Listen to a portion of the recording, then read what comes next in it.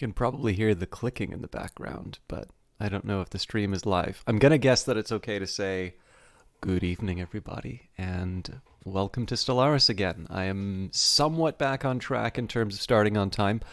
The sleep has still not quite been fully worked out, so I may not go as deep into the night as I would normally like with Stellaris. And I'm probably still going to be a little bit fuzzier headed, but it's not as bad as it was before. So I think we should be able to manage. I am really liking the new theme. I think it's kind of always been true that I like the new theme, but this one definitely gets the blood pumping. So I know there have been a couple of updates to Stellaris. I don't know if we're going to be affected by those, because I think patch 303 is currently in beta testing, if I saw the news. Either way, though, I try not to worry too much about that sort of stuff. That has come and bit me in the past, so I think it was Megacorps. They had a very substantial change to how resources worked. So I sort of started a stream. So I finished a stream 1 week and sort of moved that out to a, I had sort of this steady state that I was working with. And then I think the adjustments to the economy hit, and it made the Empire not viable. I think they had increased the cost of star bases or something like that, so I had this massive structural debt that I think I spent 2 or 3 streams trying to get over. But that's part of the fun, right? These games tend not to be... Okay, sometimes it's fun to just have a stomp and just have this constant upward, trajectory in terms of your Empire's, achievements, quality, however you want to measure it. But I do tend to find that a large part of the fun for me is to try and manage circumstances as they come up. So if you've been following the last couple of streams, you are sort of seeing how I like to play this game. And this is kind of a setup for what we're going to be dealing with tonight, which is there is an overall goal, and I'm willing to sort of impose certain... maybe not impose certain restrictions, but I'm willing to take on certain challenges, or I'm willing to take on debts, sort of in the name of being able to, hey, Olaf, how you doing? Very happy to see you early on. I don't know if... So I hate the fact that I turn you into Ari's ambassador. I haven't heard from her in a little bit. I did try to buy something through the Humble link, and I think I got double charged. So I sent an email to their support to try and get that fixed. But I'm genuinely really worried that she won't get credited for the sale. So apologies in advance. Although, of course, you are the mod. I don't know if you get to see any of that money, but I'm very happy that you are here. And I did really enjoy that video that you sent me a little bit earlier. Anyways, sorry to all of you who are wondering what the heck I was talking about in terms of strategy. So one of the things that's really rewarding, in my opinion at least, of the Paradox Grand Strategy games is because there are these big systems operating in the background and you sort of nudge them as you go through your play session. Part of the appeal is to sort of have this very long-term planning and see those plans come to fruition, 10, 15 years from where you had planned. Obviously game time, not real time. And what becomes really interesting at those parts are when circumstances turn against you, or at least they turn out differently from what you were expecting. So you encounter a new empire in the case of Stellaris, or an alliance has emerged in something like Europa Universalis. The target that was your natural area of expansion has suddenly taken on a very strong ally. And some of the fun can just be trying to work your way out of the trouble that you find yourself in. Now again, a lot of this is just a question in terms of what your personal tastes are as far as games. Some people don't like it when things don't turn out their way. And I feel that influence. For those of you who were here at the start, you know that I actually turned the difficulty down a notch to I think the standard one, just because it had been a little while since I've done Stellaris, and I was a bit worried that with the new mechanics I might have some trouble finding my feet. As it turns out, we had a very generous start. But we're going to be taking a few steps. We've sort of got our initial phase ready to go, and to be honest, we did all right. We do have a deficit in terms of consumer goods, and this is one I haven't really resolved for myself. But other than that, we're positive on most of our, most of the resources that we need. It would be nice to have a little bit of extra food, but I am actually very happy where we're at with alloys. I actually feel that we have the ability to field a fairly strong navy, and we've only just recently overcome some of our energy credit problems. So generally, we're feeling pretty comfortable with where we're at. Now, before I go into what we're going to be doing this stream, one of the things... Hey, the exception! 38 months, good lord. It's hard to believe I've actually had that button for that long.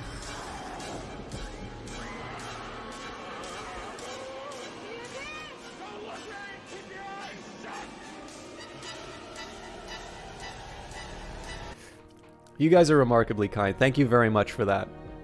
It's actually kind of funny. I've been reflecting a little bit in terms of the overall state of the broadcast in terms of concurrent views. We're obviously at a little bit of a thinner time than I've been at in the past on the stream, both in terms of where I was at with Vancouver, because if you stream on the West Coast, you have a little bit of an advantage in the sense that there seems to be a density of streamers on the East Coast. And so what are normal streaming hours for a lot of broadcasters, if you're more Western based, you'll have this nice little shift. So people who maybe watch really late at night on the East Coast and are feeling starved for content, you'll get a little bit of a bump that way. There's just a number of factors that go into that. But even after that, there's been a drop down, which is, it is what it is. Sometimes algorithms will change, sometimes people move on. There's not a whole lot of benefit in trying to sort of recapture sort of the old glory days. There's not a lot of benefit from brooding on it.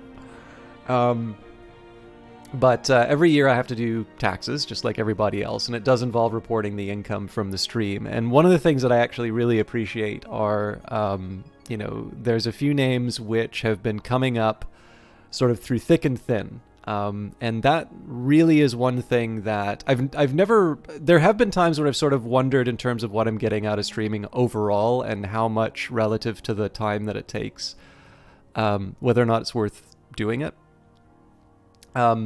It's never been too serious enough where I'm seriously considering stopping. But, there is that question in terms of how much time I'm putting in, could I afford to maybe roll back a day or something like that? It is actually very hard to take a look at that list of some of those names, which it feels like they've been on the channel forever, and really see myself doing anything but adding more time. So I know it's there's two ways of looking at it. One, you can say, an individual Twitch subscription is, a small amount for someone with, let's say, full-time employment. But that is still your money. And obviously there are a lot of people on Twitch and other platforms which are making a claim to that. So even if it was affordable, I am not the only one, and I'm certainly not the best one to make that claim. And the fact that people are still doing that is something that I really respect and I appreciate a tremendous amount. So I'm sorry to go on at length about it, but it feels, I don't know, every once in a while it does feel good to just give that reminder and say, it's never something I take for granted, and it's actually something that does feed into what I do. I try and honor the faith, for lack of a better term, as best as I can. So thank you for that. Okay. So the one thing I did want to get out of the way was I have been given a key for this for promotional purposes, which I'm obviously very happy about. I had a really nice exchange with the person responsible, sort of about where it fits in the plans overall. And I will be playing basically all of the DLC for the game except for the Necroids species pack. And of course, all of them except for plantoids and humanoids are ones that I have been given for promotional purposes. So, as always, I'm a big fan of Stellaris. I like the game a lot, and I do still, get to stream a few games under the, the sort of the banner of being some kind of an influencer or otherwise a stand-up person who will try and connect people interested in games with games that they might like. And one of the responsibilities for that is to actually disclose when people have given you stuff. It's not a sponsored stream, but it is a stream where I've been given the key as opposed to buying it on my own. So, with that in mind, what are we going to do this turn? Oh, actually, one other thing I wanted to say is I got a really nice comment on YouTube about this series, so I'm actually I'm sort of doubly interested in terms of doing Stellaris again. I was a little unsure about how much people wanted to see me do Stellaris, and the answer is a lot more than I thought, which I really appreciate. So we've got a few things that we're working on right now. We've got sort of a natural boundary in the form of the Fallen Empire. Now, the Fallen Empire is not going to like me too much, but they're also not necessarily going to be actively hostile unless they wake up. So one of the ticking time bombs that I need to worry about is this species waking up. But it's also going to be sort of a long-term effort. So this is basically my motivation to make sure that I do a lot of tech stuff. But, I mean, it's not like I wasn't going to do tech stuff before anyway. So that's not too much of a worry. But it does also give me some opportunities. So we've locked up this part of the galaxy. The way to think about this one is that they're not gonna be mad about me taking Lisek. They don't have sort of a stay away from us sort of ethic, so far as I can tell. Anything that can go through the Fallen Empire is probably something that can wipe me out. So it's a little bit like worrying about whether or not the Fallen Empire wakes up and drills into me. I should be a little concerned about it, but at the moment there's just simply nothing that I could do if it did happen. So we've sort of got this, I would say, for all intents and purposes, is locked down. So part of this is just a question of saying how much of the galaxy can I sort of scoop up for myself, and not even necessarily taking all of the systems, but just to be able to do sort of this rush to try and get really important systems. So for instance, if I took this system, well, that locks in sort of this branch. It's a little hard to draw. But think about what happens if I just move one more system up like that. Well, all of a sudden I add these two. I could even add this one, although it gives sort of 3 entry points to it, so the cohesion's a little bit lower than what it would normally be. So I'm trying to test the boundaries of where I want to be expanding out to the right. Now, to the left, it's a really interesting situation. What I can do, in theory, and again, a lot of this is sort of contingent on how the wormholes turn out, but right now, I've taken it up to Wasset. Now, let's say that the wormhole doesn't go anywhere too exotic. Notice that all of this is sort of locked in. So if I ended at Eucalion, I think that's right. Actually, I don't think we know that for sure yet.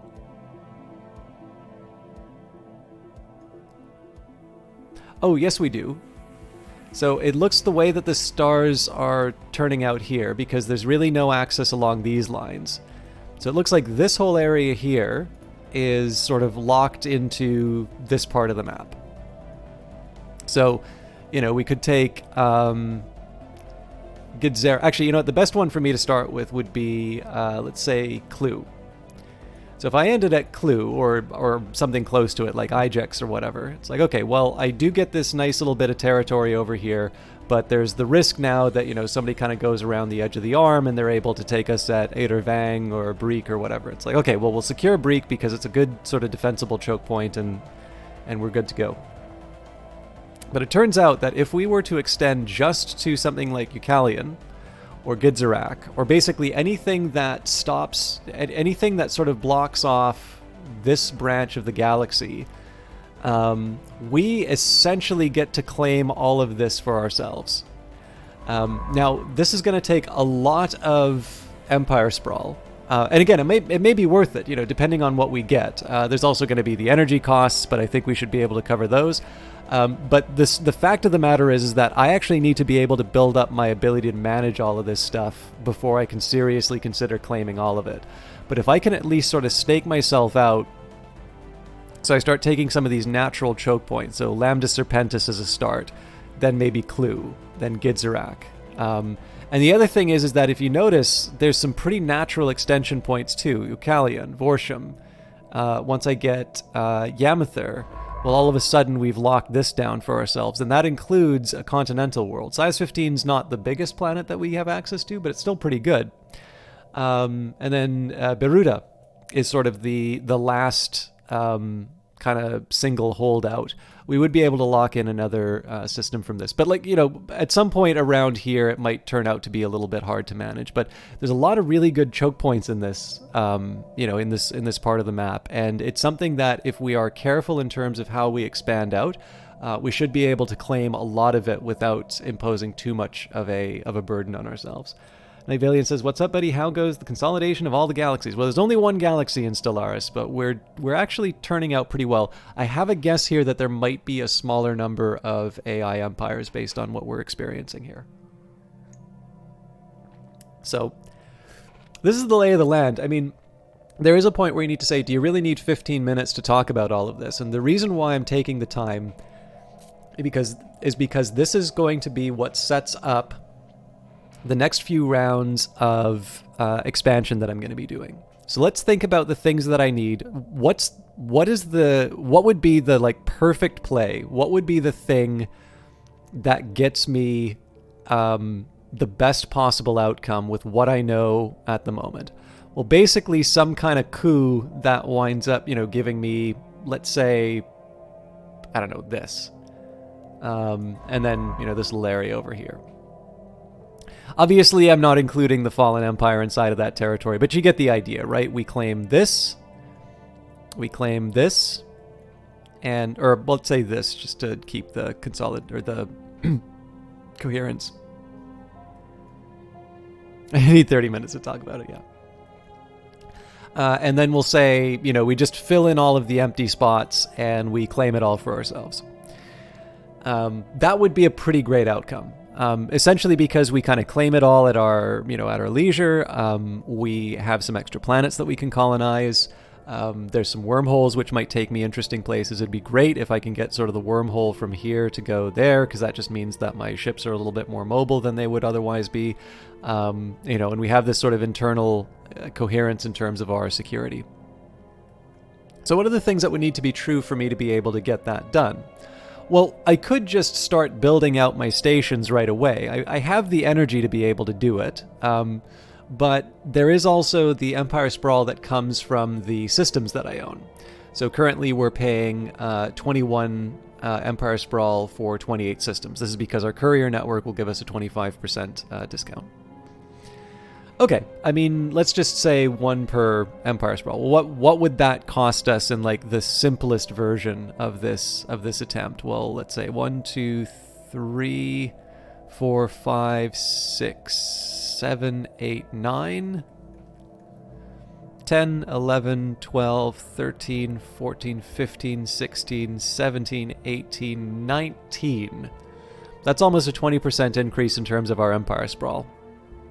So what happens if our Empire Sprawl goes up? Well, our technology cost goes up, our tradition adoption cost goes up, campaign cost goes up, and rare resource edict costs come up. Now, we haven't been using the campaigns too much. We have Map the Stars active right now, and I have been using the recycling campaign, but we could definitely do better. Now, I'm not too worried about this Empire Sprawl number, because one, as long as I would be able to boost up my, my research capacity, so let's say that I decide to go for the extra 19 in terms of the Empire Sprawl.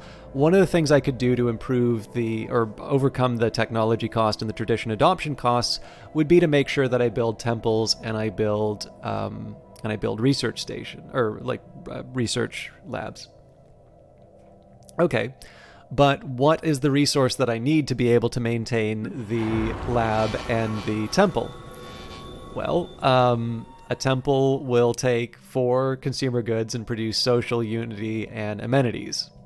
A lab will take 4 consumer goods and it will produce, it looks like in this case, 12, 11, 13. Actually, this works out pretty well for me because the social is apparently the lower multiple, but I get the supplement from the temple. That wasn't planned that way, but I'm kind of glad that it works out. So this is the funny thing. The one resource that I currently have a deficit for is the thing that I would need to be able to overcome the challenges of the Empire Sprawl. That's not coincidental, incidentally. They're like that because I went heavy on some of these improvements. I imposed sort of a penalty in terms of my my consumer goods. So there's another way around this. It's like, okay, well, maybe we want to avoid the Empire Sprawl. Maybe we say, okay, right now we've got a good balance. I want to claim some extra territory. So how do we get our cap up for Empire Sprawl? Well, for that, you have bureaucratic centers or administrative offices. What's the jobs base upkeep for that? 4. And this is the whole thing, right? All roads lead towards an improvement towards consumer goods. And whether I decide to attack that through bureaucratic centers or whether I decide to attack that through sort of out-researching, out-worshipping, whatever penalties I have, I need to get my consumer goods under control. And one of the ways that I'm going to do that is by focusing on my bureaucratic world. So, the Empire Capital has no specializations, but it's working largely the way that I want it to. I think I might sort of double down a little bit on the energy production. But it's either energy or city districts that I'm going to be putting the focus on in terms of the capital. Now, Castor Prime is my bureaucratic center. Castor Prime isn't all that impressive in terms of its resources here. In fact, I may wind up divesting some of these industrial districts in favor of building city districts. And this is because on a size 12 planet, what I'm going to focus on is improving. Let me just double check that. Yeah, colonial remains, building costs, district costs. That's all fine. Part of the idea here is that this isn't really all that impressive for its natural resources. It's useful to me because of the things that I can build on the planet in these districts. And so by building more city districts, I'm going to be able to build more things that, that enable that improvement. So essentially, this is going to be a world dedicated to paperwork in the end. Okay, so let's say that we've got a whole bunch of bureaucratic centers here. We'll build a temple at some point. We'll get all the other things that I want. What else are we missing?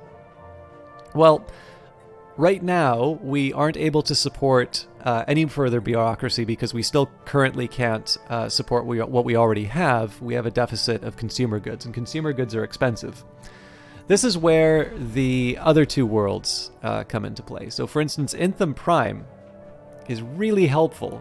It's got a lot of space for industrial districts. It makes a lot of sense for me to be able to build out the capacity here. Now, the trick is that for Intham Prime, I would actually prefer to make it a forge world because that would dedicate everything towards metallurgists. Now, again, it's still nice to be able to get these extra buildings. It's just not as important to me because I know that this world is going to have a pretty intense focus in terms of getting the alloys produced. But this is the drawback. Right now, I'm producing 6 consumer goods and 5 alloys. It would be better if I can produce pure alloys out of that. And this is the part that's missing from the equation. We've got an agri world. We're going to be able to build that out. We're going to be able to improve our agriculture districts and really double down in terms of the capacity. But what I learned from last stream is that we don't have a world that we can dedicate to consumer goods. And that's going to be what we work on for the next little while. So right now, Lemsa seems to be a good candidate. Oops, that is not the world. All right. So Lemsa 3 is kind of the candidate because we've got the industrial districts. Now, there is a penalty in the sense that it's a tropical world. So amenities usage is up, upkeep is up. It's a shame that we're not able to, to make this like fully work. But it's better than nothing. In addition, we also have access to a moat harvesting trap, which is kind of nice. In addition, so that will get me my consumer goods, and those consumer goods are going to feed into the bureaucratic center as well as further, temples and research labs that I build. In addition, it's not that much further to get a size 19 Gaia world. In addition to that, the Gaia world has Titanic life, which will improve. There'll be 25 society research, and Wentworth Gardens, which will improve culture worker and researcher output. So this is, despite the fact that it's very well endowed as far as industrial districts are concerned, this is going to be a major sort of research and worship center.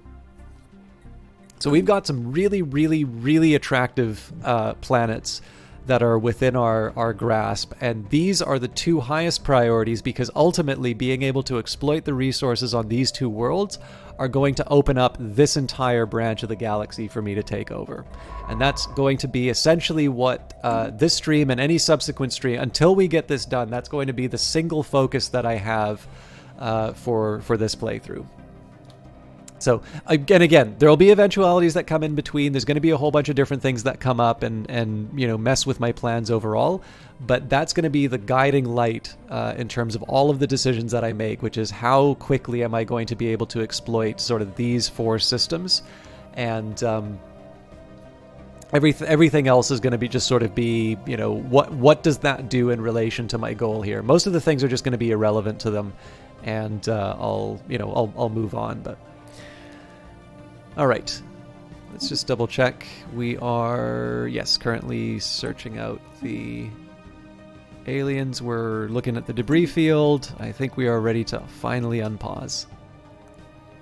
I have a little bit of stomach ache. I've got some tea though, so hopefully that'll fix it out. Also, sorry, I didn't shout out Night Valian.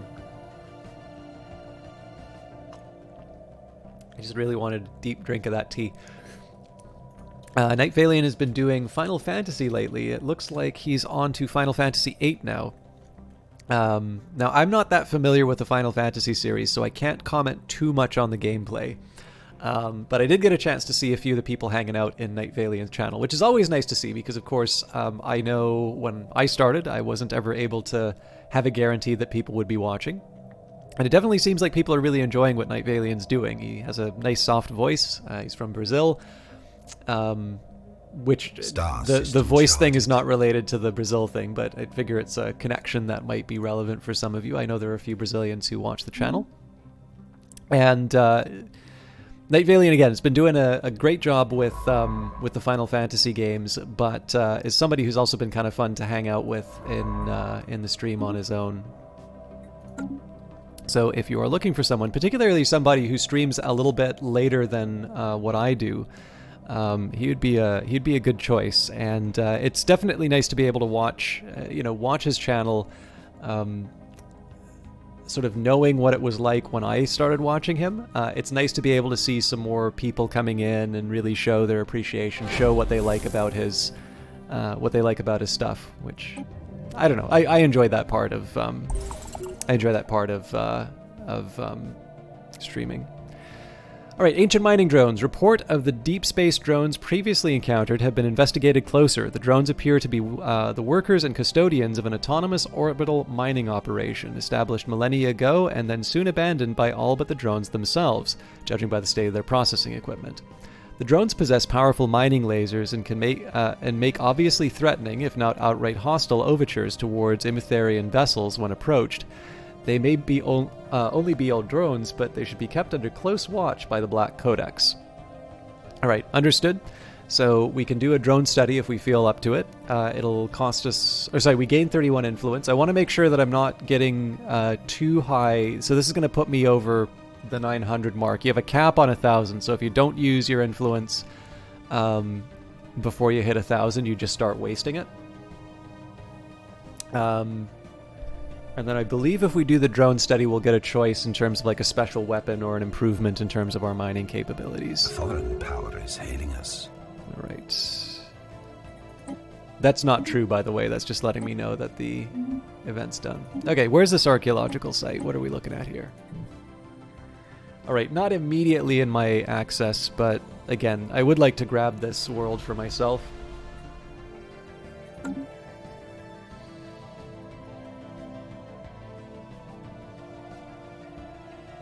And where was I? Right, I wanted to see what the cost would be. 27 months, what am I giving up to do that? Because it is a good one, but Crystal mines. Well, I mean, being able to get the crystal mines is nice. It will help me with my bureaucratic centers, but I don't exactly need to exploit this resource right away. So I think in this case I will take on the drone study. The amoeboid pacification, maybe less so.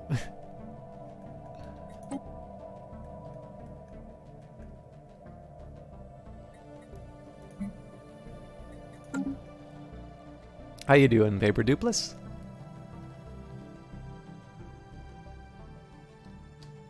One thing I am hoping to try and get reasonably early is the ability to explore wormholes. I mean, I'm not going to completely abandon all plans in order to be able to gain that ability, but being able to know where these wormholes go through. In fact, I feel a little bit bad saying this because I do think the player was a little upset, and it's nice to play games for fun, not to just wreck people. Let me just because I'm losing the notification. An object that reflects our sensors has been located in the Miton asteroid field near IL0004. Visual observation has identified the object as polygonal in shape, but due to a lack of scanner data, little else is known. Well, it doesn't take us that long. But there's sort of been a coalition that formed against me before the game started. This is like one of the few multiplayer games that I played. And I was able to sort of talk my way out of the coalition. Essentially, I focused on the person I thought I was most likely able to, to break out of the mold. Because there are definitely some people, if it came to war with me, there are some people that I could savage, and I would lose the game, but I wouldn't exactly have a kingmaker role, but I would definitely be able to ensure a couple of people were taken out. And so the case that I made to them was like, look, I'm not trying to, whether or not we find peace is another question. I'm in this to win. You're in this to win. The one thing I can say for sure, though, is that these folks are, they're making the military threats. They're talking about how good it's going to be against me. And they're saying that without sharing a border with me. You are going to be the one who pays the bill for that, for that war. I said, if you want, I will make sure that my ships are, however far away that you want. As far as I'm concerned, peaceful coexistence. But if you... if I get a hint that this war is kicking off, you are the one I'm going for, and that is a promise. So you get this. If you've ever played a game like this, you always know it's going to be the same response that someone gets. It's like, don't listen to him. He does this every time. We're all in this together, and then it's like, yeah, and again, there's one reason why I'm able to do that, which is there's nothing untrue about what I'm saying.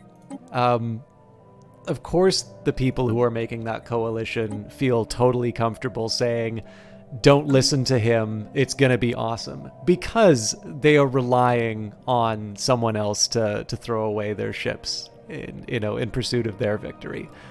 So eventually, people are clever. They work it out for themselves, and they're like, yeah, okay, non-aggression, I'll sign the non-aggression or whatever they want. What was great about this one, though, was that I found a wormhole, and I don't know what happened, but like the person at the center of this coalition did not realize that there was a wormhole that I had access to that actually went about 5 systems away from his capital. It's actually very similar to this one now that I look at it. Like 1, 2, 3. Okay, this one's 4, so this is even closer. So in addition, one thing that happened was there were a couple of defectors from the coalition. They didn't sign up for the war against their former master, but they did say that they were, that they were not interested in great power politics. So when the time for the inevitable war did come along, I'd gotten enough time so that they had to go around, to be able to access my systems. In the meantime, I sent sort of this special squad into the wormhole and just wound up munching on this guy's sort of inner planets. But what was really funny about that one, this is where I feel kind of bad about it, is that, you know, from the beginning when the Coalition was like really pleased with themselves and talking about how much fun this was going to be, chat kept getting increasingly quiet until it's like the moment where it's really clear that I've just sort of taken his main shipyard, and it's like just kind of dead silence through it. So again, I feel a little bit bad about it, but the guy did start a coalition against me before the game had started, so and it's his fault for not checking the wormhole. So anyways, needless to say, I checked my wormholes. The ISS Stellaris crew has recovered the reflective polygonal object near IL0004, bringing it on board for detailed study. The object's most intriguing quality is its ability to reflect most types of low-frequency energy beams directed towards it. High-frequency energy beams, however, remain unaffected, making the object's properties useless with regards to any potential fleet defense applications. Despite extensive examination, the ISS Stellaris research team has been unable to determine the function or origin of this peculiar polygon. It appears to be hollow, but its metalloid surface is engraved with some kind of scientific notation. Though the full meaning of the codified data still eludes us, Vub Bestrims believes it relates to wormhole metrics. Our research team was able to glean some fascinating insights into the wormhole theory by studying these notations. Whatever purpose this object was created for, however, is still a mystery. Curious indeed. Sorry for that really long anecdote, by the way.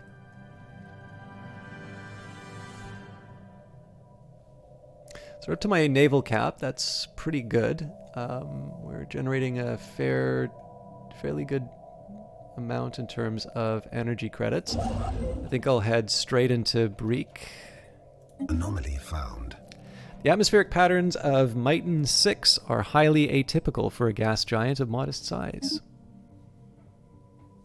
Technology secured. What are we looking at here? Breakthroughs in enucleation and artificial womb technology allows for the mass production of individuals based on a common genetic template. So that's pop speed. We were talking before about how population growth was going to be the major factor in terms of me actually getting back to sort of a balanced budget. So we're sort of already at that point, although it wouldn't hurt to improve things. Let's do the off-world trade companies. So I don't really have the starbase infrastructure in place for this yet, but I don't really want to be clearing out the volcanoes yet. And I don't have enough like super good leaders that I want to spend 55 months. Like I'd probably rather do the other research before time. So we'll go for the cheap one. We'll see if we can get a bit of a boost to, we'll see if we can draw from the deck a little bit sooner. This is a bit of a worry here with the food. Let's just make sure that, yeah, people will fill that in when they can.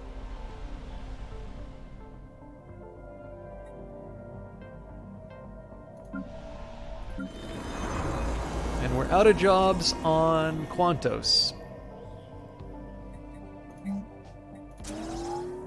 Deceptive Giant. What we had assumed was an abnormally small gas giant is, in fact, not. Beneath a deceptive cover of thick dust swirling in the upper atmosphere lies a regular planet, a barren planet, but a planet nonetheless. This has proven quite embarrassing to the astronomical community on Quantos. Hey, it's Huge, how you doing?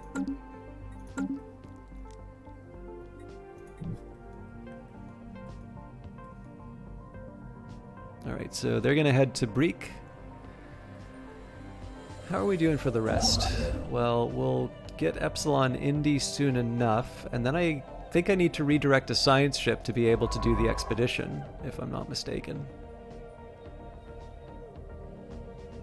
Are we close to the new emotes yet? Well, I believe I have I believe I've earned the slot for the emote, but I've not yet commissioned Eyes of Sin for them. I know Eyes of Sin has actually been having a bit of a rough time with it, just in terms of demands.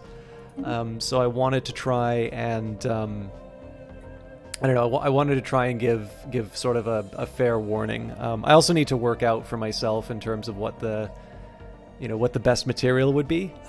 So I, to be honest, don't have a timeline. It is something I'm considering, but at the moment there are a number of factors, some of which I control, some of which I just know are true about the state of the world, that keep me from saying a specific time. But needless to say, I would like to see them as early as possible because I actually really like it when you folks use them. All right, a large impact crater has been discovered that does not seem to be a natural occurrence. We'll research that, and let's see what the Deja Vu dig is. And where is that? That's not an archaeological site. Interesting. Scans of Hydrobius 4 uncovered an artificial chamber deep beneath the surface. Its purpose and origin unknown. Magnification revealed an excavated shaft leading from the surface to a subterranean vault. Further analysis will require sending an expedition down to the surface of Hydrobius 4. All right.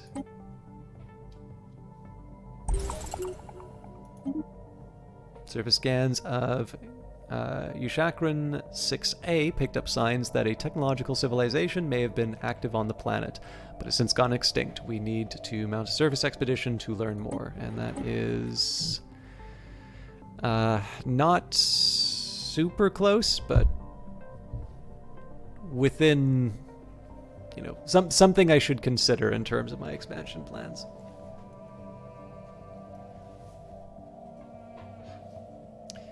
I may speed up too, but I'm actually, again, I was talking about that sort of tummy ache. I'm trying to manage that, so when I'm feeling a little bit more, a little sharper, I'll be a bit more willing to sort of up the speeds.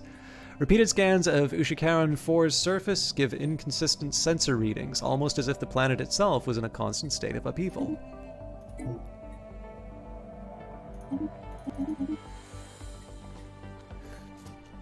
A new metal. Detailed surface scans of Hydrobius 2A have identified a large impact crater containing the wreckage of several ancient starships of unknown design. The ships appear to be completely devoid of life support systems, leading us to suspect that they were either unusually large drones or controlled by some form of artificial intelligence. Interestingly, the hull of the ships was constructed out of living metal, an exceedingly rare and inorganic material with many unique properties. This metal can be programmed to assume a certain shape or form, and it will slowly regrow itself if damaged. Over a period of several millennia, the surviving metal from the wrecked ships was fused into a large and extremely dense deposit that could potentially be mined for centuries to come. So we're making some fairly decent progress on the living metal. You finished your microeconomics course with an A. I'm very proud of you. How did you find it? Did you enjoy it? I liked TAing it, but I know my feeling is that complete. A lot of people say that they like macro more, and I think some of it has to do with the math, which is very funny because I've actually found that some of the micro related stuff that I do is less challenging mathematically than some of the macro stuff I do. But I also know there's a really big gap between what you learn in introductory macro as opposed to how macroeconomics is done sort of in day-to-day life. So, hey, that's great to hear. I actually had a student who, one of their first questions, they knew that I had done some TAing for computer science. I never did a double major. I was only purely econ. But they'd sort of said, it's like, they knew my background and they wanted my opinion. It's like the, what am I doing with my life question, which was kind of funny because I don't have an answer for that myself. And I'm like, oh God, I am actually in a point where, I am, it's not that they're going to like do everything that I say, but it's like someone is asking my opinion on something that can potentially shape the way that, they spend their time in school, which is obviously going to have an impact in terms of how their whole life goes. So, I tried to explain what I found interesting about the subject and what, some of the things that I thought made computer science very appealing, and where I thought there were some overlaps that were maybe less appreciated than others, and where I thought econ would be very useful in terms of a set of tools for thinking that, independent of whatever profession they wanted to get into, would probably serve them well, regardless of where they wound up. And we kept in touch, actually. They are currently at a very good university on their way to getting a PhD. And, they ultimately decided to go down the computer science path, but they did wind up getting an econ major, and I would not be surprised if they knew more than me on a bunch of stuff. So yeah, I think I personally find it a very interesting subject, and one that can be very rewarding to study, even if you do not go into something that people would consider to be like an econ job. Just because the way of thinking through problems, building models, trying to reason through things. I mean, in the end, it's going to be, looking at scarcity and how do we resolve, sort of seemingly unlimited wants and needs with the fact that there's a limited supply of them. These are inherently interesting questions, and there have been a lot of very helpful tools that have been designed to help study that question. Just worried about how crazy the math and stats courses could be. So if you go for a full-on double major, you will definitely need to know your calculus. I would actually strongly recommend that you learn a bit of matrix algebra, because you will find that your statistics will I think you can understand the stuff better if you use the stuff that you learn in linear algebra. So now again, like, it's a tough one, right? Because there will be some easier courses that you can take that are light on the math, but the important thing to remember is that a lot of the subject, it's not like physics envy. It's because there is a clarity that arrives from being able to express things in mathematical terms. Now, one thing that's important to remember, like for me, my math background is very weak, and I'm not a particularly strong mathematician now. Like, the important thing to remember is you need to be comfortable enough that if you are presented with it, you feel that, you can spend some time and go through the end. But the important thing is that is in service to an idea. You are trying to understand something. There will be software that will run your regression for you, but it is incredibly helpful to be able to understand what the assumptions of your model are, and what happens if those assumptions are violated.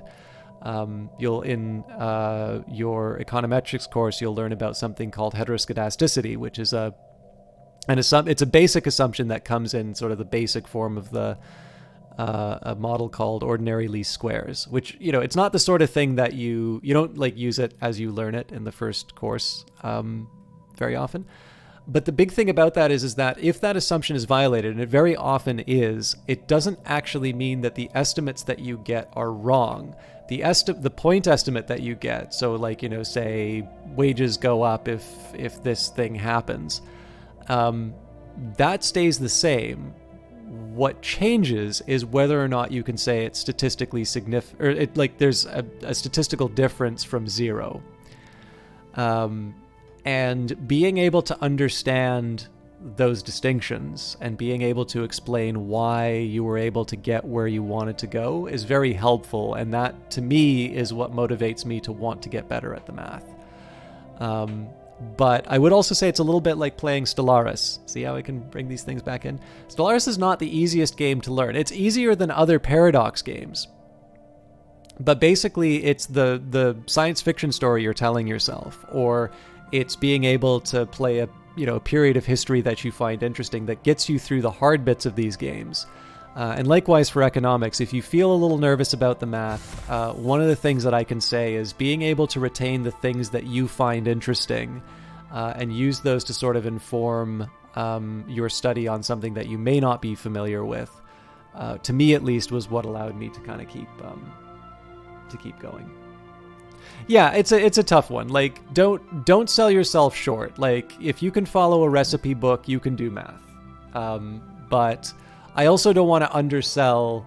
I don't want to undersell the value of being good. Like, there are people who are maybe not that great at math, but they're also not that great economists. And like, some of the ones where I'm like, these guys rule, happen to be very good at the math side of things, and they'll tell you that they're not good at the math stuff. So everybody feels bad about the math stuff. It's just a question as to whether or not you can get yourself to a useful place. Sorry for those of you who aren't taking econ courses, by the way. I just really like talking about this stuff because I used to TA it. Grimacing. The very geological structure of Yushikaran 4 is indeed in flux, driven by what Science Officer Tik Jakir assures us is a tectonic process as fascinating as it is esoteric. What is of more interest to the Black Codex is that we may be able to strategically halt the planet's ceaseless chaotic self-transformation. In short, a near-instant stabilization of the planet into something slightly, if not entirely, more habitable is theoretically possible. Tik Jakir estimates that an additional 200 energy credits will be needed to power through a mapping of planetary activity and determine the validity of what the science officer has termed a surgical terraforming strike. Actual terraforming lies beyond our grasp at present, so this is an exciting opportunity. So if we want, we can study the natural processes. This would be one that I would do if, I felt, for whatever reason, I didn't want an additional colony. That I can just, 4 physics is not something to take lightly. But in this case here, you can spend 200 to toss a coin, and you may get another colonizable world. So, we'll do it.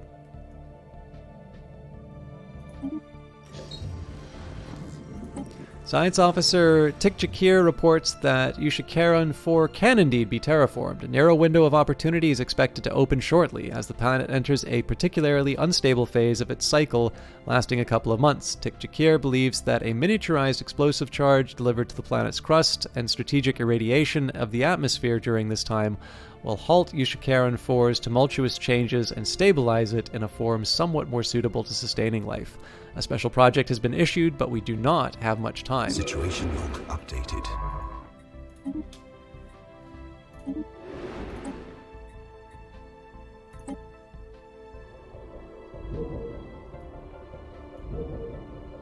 Special project complete. Tactical terraforming successful. Science Officer Tik Jakir is proud to report that Yushikaran 4 can now be reclassified as an arid rather than a barren planet. This grand experiment has greatly enriched the Emutheran sciences. So, a bunch of physics and engineering research. Now, this is still not habitable for me, but it's cool that we got it. So, what are we looking at here? So, anomaly discovery chance. So, I still want this ship to be going around looking at mysterious worlds. I do also want somebody working on these archaeological sites, though. So here's what I'm going to do.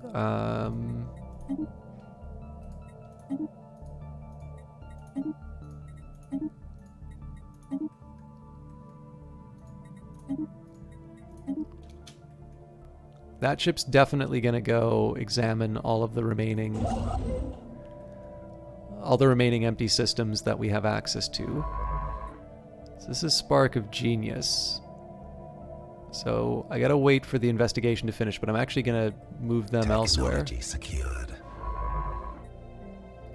They're eager. Okay, so I don't have anybody who's sort of dedicated to archaeology. Tech. By giving control of the colony ship to an artificial intelligence, the crew and colonists can be suspended in a deep sleep. Okay, so cold fusion reactor is tempting just because it'll make my ships more powerful. We've got a boost to research station output. That's always really tempting. Improved deflectors. You know what? I kind of hate that I'm doing this, but I am going to do the miniature containment fields because it's one of the cheapest, and it does boost my research by a fair amount.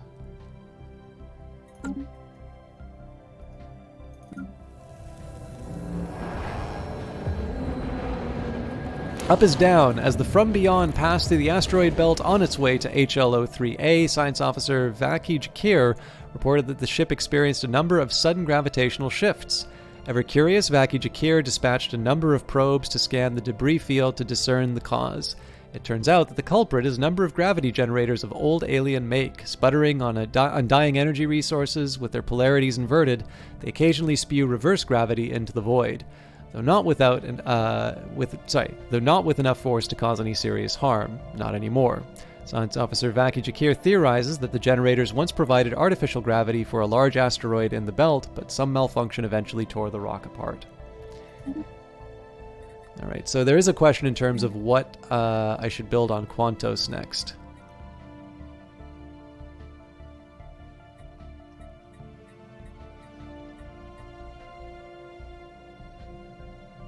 Anomaly found. Caught in orbit around TR4483 is a small unknown object moving at such a high speed that it beggars belief.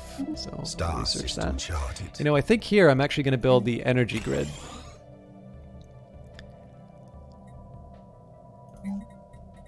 So I'll build one more energy district, and then I should also be able to clean out...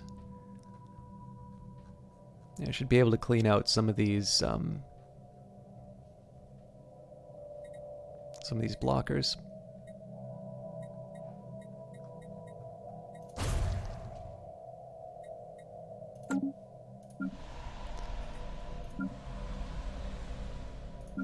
Yeah, we're all good for jobs now, so I'll just wait on that.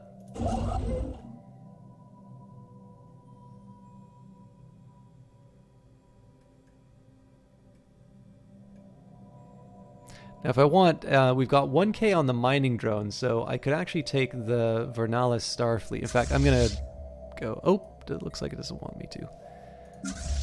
I think I'm just going to combine the new ships, so I just have one big one. I think let's go...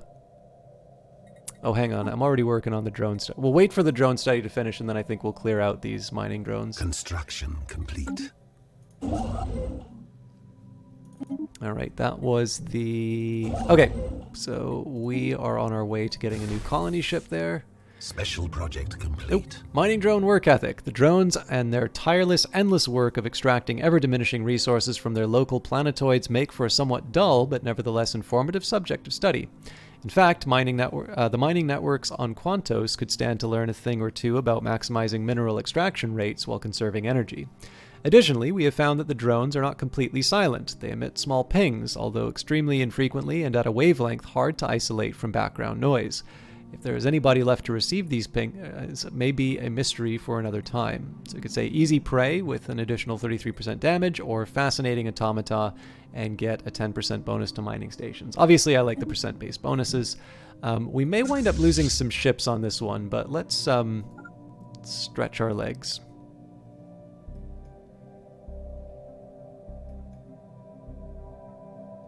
Now, the plan has always been to turn this into something that I will, I'll get, oh, that's right, I gotta pay for the consumer goods.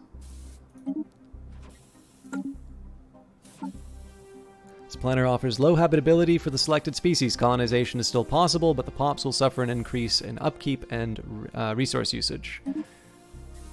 Still worth it. Construction complete. Okay, so again, we are on our way to trying to claim whatever, whatever sort of forward base we can for annexing this part of the galaxy. After we're finished with Lemsa, we're going to take Kazoo and then Wentworth, and then at that point I kind of need to sit back and evaluate which of these is the most important for me. Okay. New prosperity. So if I want, I can do interstellar franchising, which will give an additional clerk job. Now, this is potentially dangerous to me simply because I would like to have more POPs, and I would like to have just more stuff being generated on the worlds, but I don't necessarily want these to be... I don't want these clerk jobs to be filled right away. I actually want to delay the availability of these jobs simply because I'd prefer to have things like energy generation filled up. Paper Dupla says, do you have recommended settings for someone who finds the game that becomes extremely stagnant by the year 2350? That's a good question. I mean, I guess the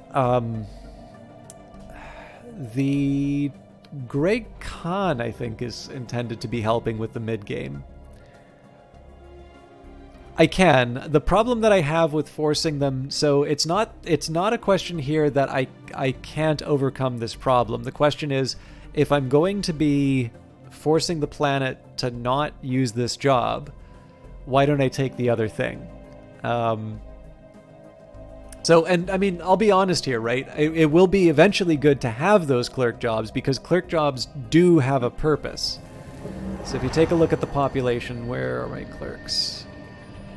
right? So in this case, they will produce amenities and trade value. Trade value is going to be getting me energy credits. Energy credits will basically be the way that I wind up getting consumer goods. And then, of course, amenities are nice because they'll keep my population happy. A happy population is a productive population, and so if I have happy populations with lots of amenities on worlds that are generating things that I need, such as consumer goods, there's an added bonus that way. But again, the fact that for most of my worlds, I'm trying to get people to fill in certain jobs, to me, it's much more important to be able to say, let's take advantage of a tradition right away, as opposed to taking something like this on in, like I can take this on later when my jobs are starting to fill up and I'll actually benefit from this. And then, of course, in addition, I am rather bad. Like I like micromanaging a whole lot, so I do tend to notice that when I like hit the minus button a few times, I do tend to forget to put that sort of thing back. But you were asking about what settings to put on. So I think one person who'd be really good to answer this would be No Virtue, because I know she tends to play on very high difficulties. I think she said that the game is more difficult if you do more rapidly advancing tech. Apparently the AI gets a little bit of an advantage. Oh, I think I know what happens, actually. I think because the AI gets an advantage at higher difficulty levels, having rapidly advancing tech will sort of increase that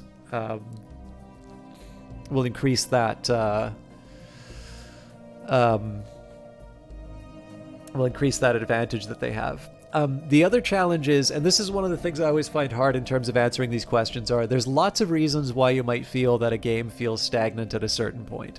So an example that I would give would be Industries of Titan.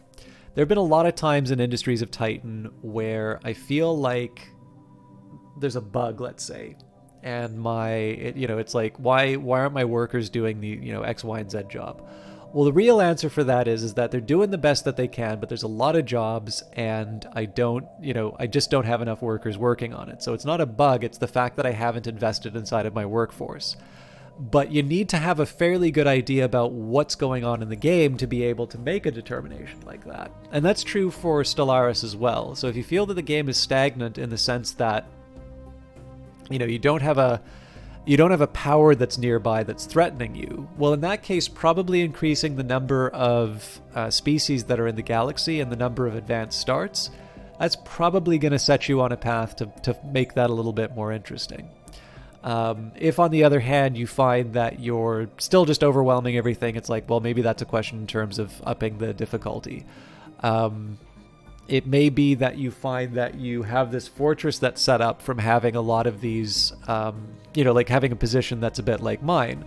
Well, in that case, that's actually really just a question of going into the map settings and adjusting all of the different connections. But what you get from this example is that there's lots of different factors that will go into something that you're feeling in the game. And one of the best things that you can do in those moments is being able to articulate specifically why you are feeling the way that you're feeling. The same way that when I played Industries of Titan and I sort of realized, oh, hang on, it's not necessarily the case that the game isn't paying attention to my orders. It's that it's doing the orders and I just don't have enough people to work on it. That has changed the way that I think about the game in terms of the number of workers that I build. But it does sort of require this moment of reflection in terms of saying exactly where the feeling that you're getting is coming from. And that's part of that just comes from familiarity with the game. Okay, standardized construction templates. As technology advances and becomes ever more complex, new demands are placed on our workforce. By using standardized construction templates, our workers can build things without necessarily having to understand the finer points. Buildings and districts have their build cost reduced by 10% and build speed increased by 25%. So not only am I able to sort of catch up in emergencies faster, but I also save more of my resources. So clearly a much more appealing option. Construction complete. Okay, so we've got the system. We're going to move on to Kazoo. I am leaving a bunch of gaps, but we'll deal with that when we can. Right now, I just want to secure the planets that are the most interesting for me. this case, it's a lack of stuff to do, I suppose. By 2300, if things went well, you're getting into the repeatable techs and have almost all the infrastructure that you'll have in 2500, except for plinking away at a couple of megastructures, which also seems to be true of the AI competitors. Yeah, I mean, the other thing too is if you would like, you can like manually pick which species wind up inside of the galaxy. So you could just wind up putting a bunch of like incompatible species close to each other. I mean, in the end, I do feel that the galaxy is going to wind up in sort of this special steady state. But yeah, I don't have a one-size-fits-all. I don't have a one-size-fits-all answer for that. But I mean, there's two different ways of thinking about it. Like, you know, I'll go on No Virtue's recommendation that increasing the speed for tech makes it more difficult.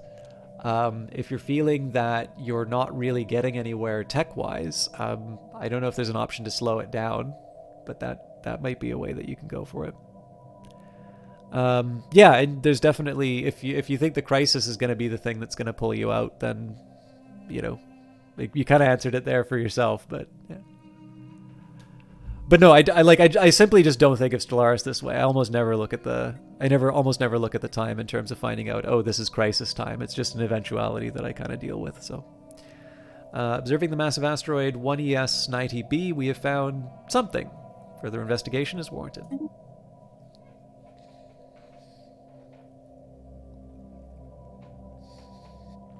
I'm sorry, I'm paused.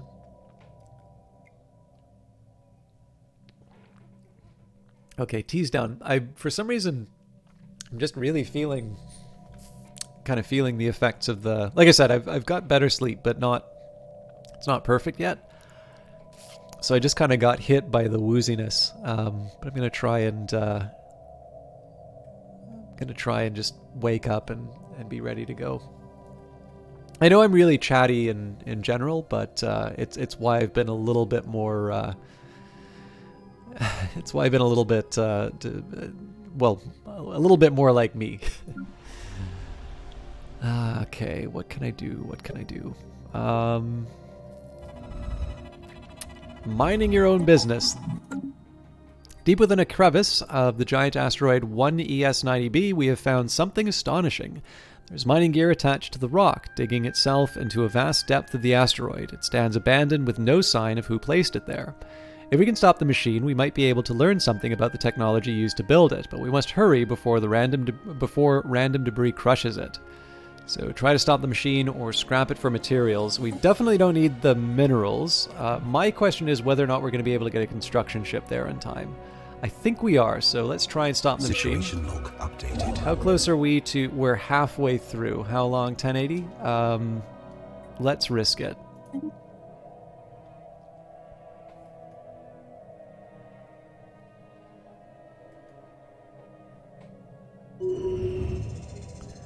Orbital Speed Demon attempts to scan the object in high-speed orbit of TR-4483 have been unsuccessful. The object quickly falls below TR-4483's horizon, and from beyond's instruments are simply unable to keep up.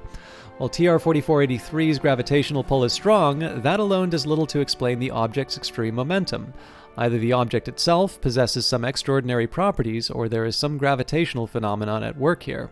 The object's velocity appears to be increasing over time, and Science Officer Vaki Jakir suspects that it may soon be thrown out of orbit, even without outside interference.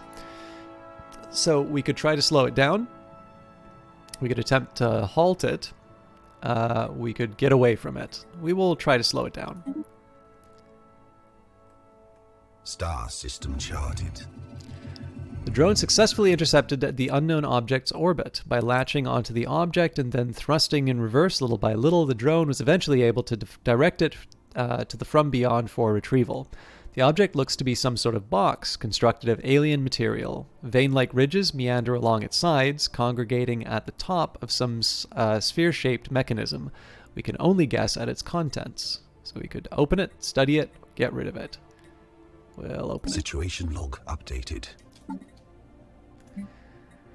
17 months.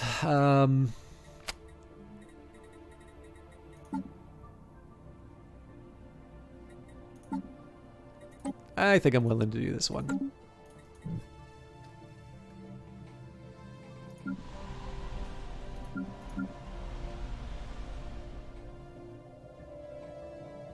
Construction complete.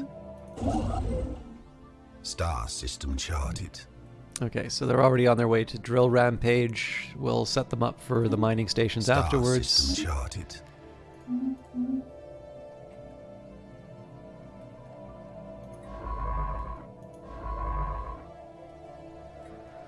What else am I up to?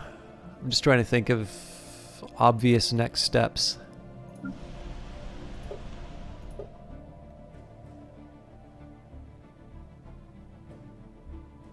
Star system charted.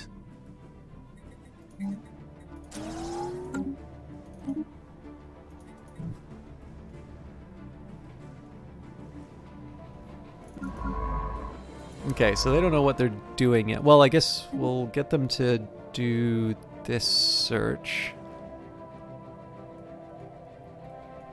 And I think at this point I should probably focus on... I guess at this point I should probably focus on the kinds of... I should get these excavations done. Alright, we can afford to sort of expand out to everything, so I'll build and then I'll take the next next base.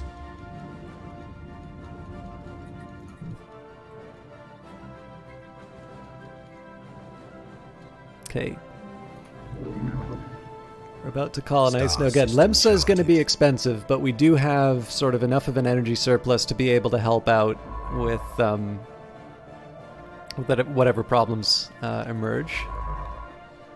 Alright, these guys are sharing tasks. Let's change that around so... Okay, yeah, I know what I want to do. So... Anomaly found.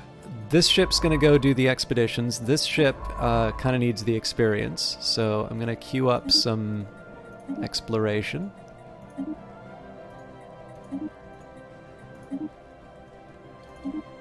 Alright. Anomaly. Scans indicate the presence of a foreign alien-made object on one of Euskamia's, Seven's many frozen mountaintops. I also want to keep an eye on my fleets because we are going to go and try and clobber some mining drones.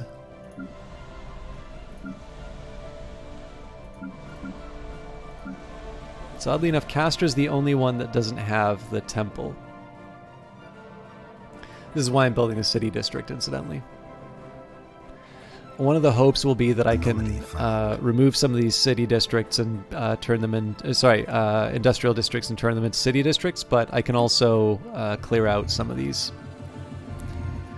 Okay, a few things. So, a whiff of something. The ISS Dama has recovered an elongated metal box from the surface of Euskoma 7. Clusters of small perforations on 5 sides lead Science Officer Buri Bedoneg to believe that it is not a container, but some sort of aerosol dispersal device. Initial tests seem to confirm their suspicions, as trace aromatics still emanate from the object. A special project has been issued to confirm whether this might be an information-carrying device constructed by some alien race, communicating primarily through the secretion and replication of atmosphere-borne chemical compounds. Smells. Situation log updated. And we are picking up what may be a faint transmission coming from somewhere deep inside the atmosphere of this gas giant. Could someone or something be trying to communicate? Alright. Olfactory study. I guess I should probably do that right away. And yeah, I think I'll start clearing out the blockers. Secured. I won't be militant about it, but I'll just try and nudge where I can. Okay, Off-World Trading Company. Trade across interstellar distances presents a new set of... project complete. Let's do a whiff of something then. The box is indeed a document of a sort. Science Officer Buri Bedoneg admits that they have been hoping for a historical record of some other kind of codex significant to whatever culture left it behind, but they were disappointed. The true nature of the aromatic box seems to be a collection of fairly short narratives which, going by the rapid changes in odor towards the end of each sequence, are intended to surprise or be interpreted as comedic. The techniques used to store and reproduce specific smells are of some interest, but the tales it tells are not. The crew of the ISS Dama are left with the uncomfortable feeling that they have unwittingly become intimately familiar with what certain gaseous byproducts of alien digestion smell like. However, Buri Badoneg is unwilling to speculate as to why this box was dumped out here on this frozen hellscape of a planet. Alright, is critical to achieve transfer of goods from one system to another in a timely and above all cost-efficient manner. So, what do we get for social research now that we've kicked the can down the road? More tile blockers, more navy. Let's do ground defense planning. It's been a while. Okay, so I'm a little uncomfortable at the fact that consumer goods are ticking heavier into the red, and then we are running short on food. Again, I see these things as being more or less solved in the long run, but if I can avoid incurring some energy costs, I would prefer that.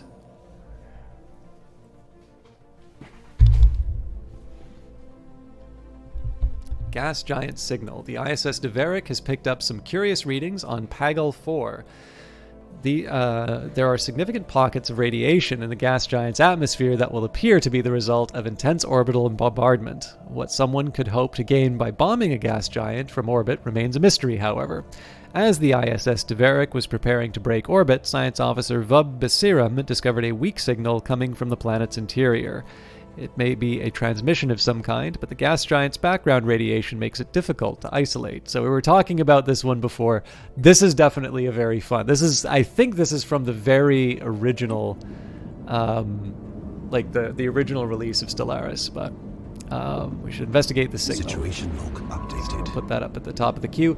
Just a reminder. Sorry, I got to sneeze. I thought I did anyway. Okay. I'm sure it'll come at an inopportune moment. So if you don't know, if you hit control... So a lot of people know for games now, if you shift queue something, it'll put it to the bottom of the queue. In the case of Stellaris, at least, there are other games that do this, but if you hit control shift and then hit your item, it'll actually move it to the top of the queue. So that way you don't have to move away. You don't have to take like a bunch of the stuff that you wanted to do. You don't have to redo it each time. You can just put something to the top and you're good to go.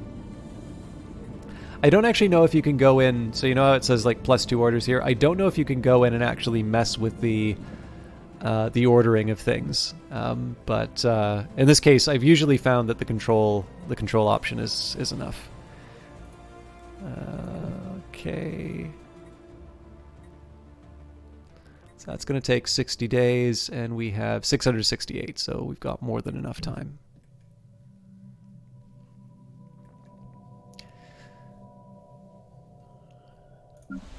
What can I do to make the agri-world a little bit better? Well, really, we can just grow.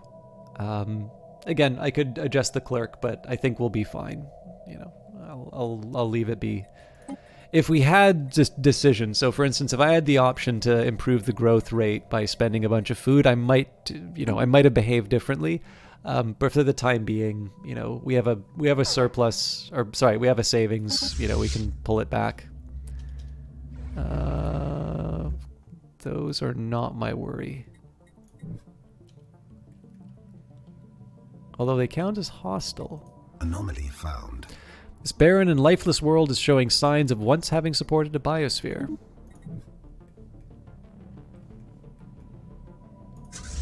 This is the one I'm more interested in. Yeah, I'm actually surprised. I'm not surprised that more people know about... I'm not surprised that the number of people that know about the shift. I am surprised at how relatively few know about the control option, because that thing saves my life. You'll notice, like, I repeat it a lot during the stream because it's one that I really feel like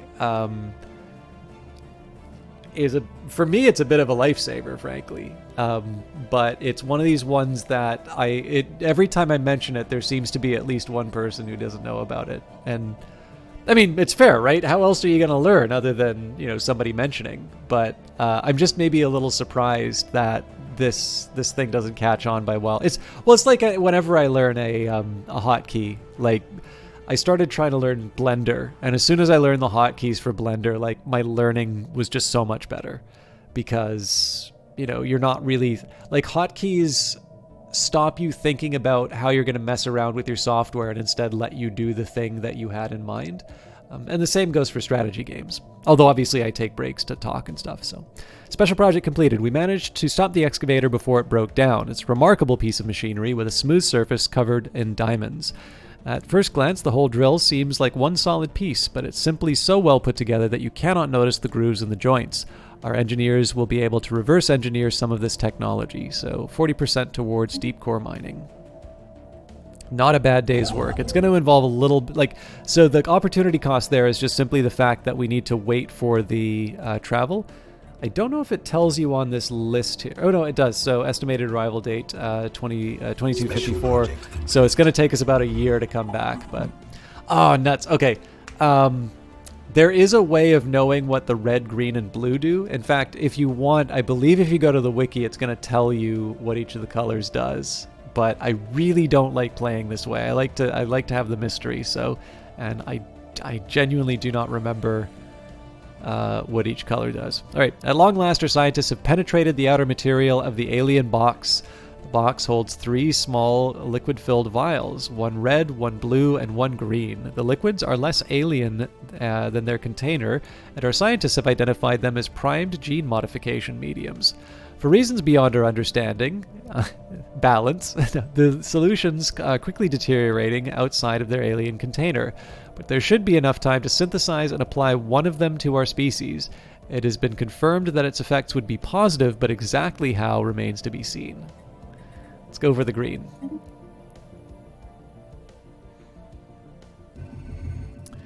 The green gene modification solution has been successfully administered to the Imutheran people. Based on preliminary observations of early subjects, the solution appears to improve our ability to adapt to our environment. Ooh, that's a good one.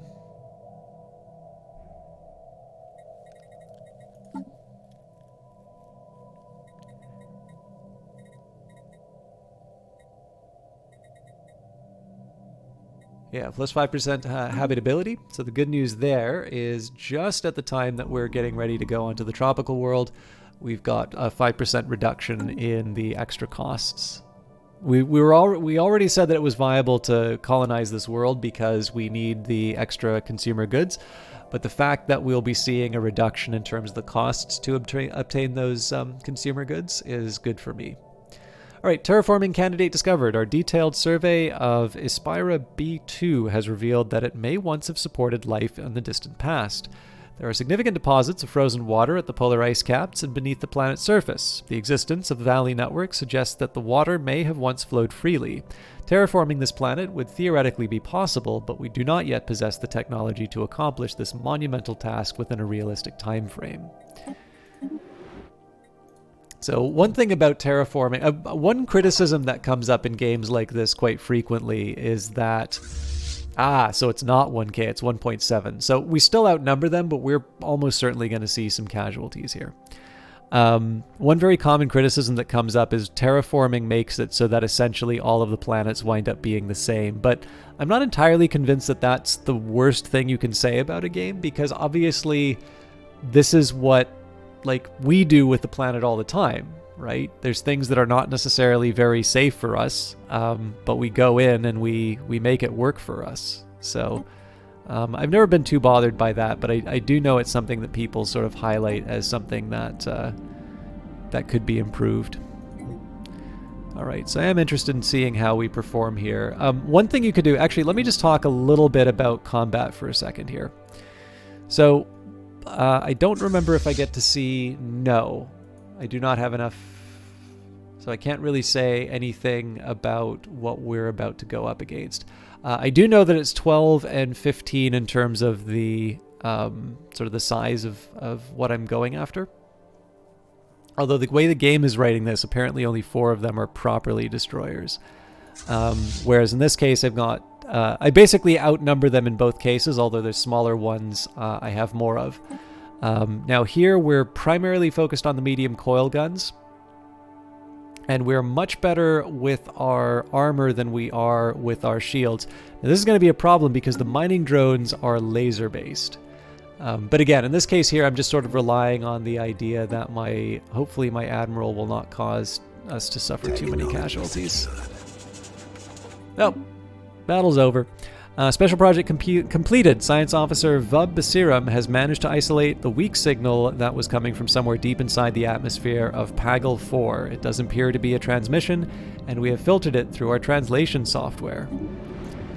Finally, well met, space traveler. We are the Dathnak, and the planet you are orbiting is Tolok Rong, our ancestral home.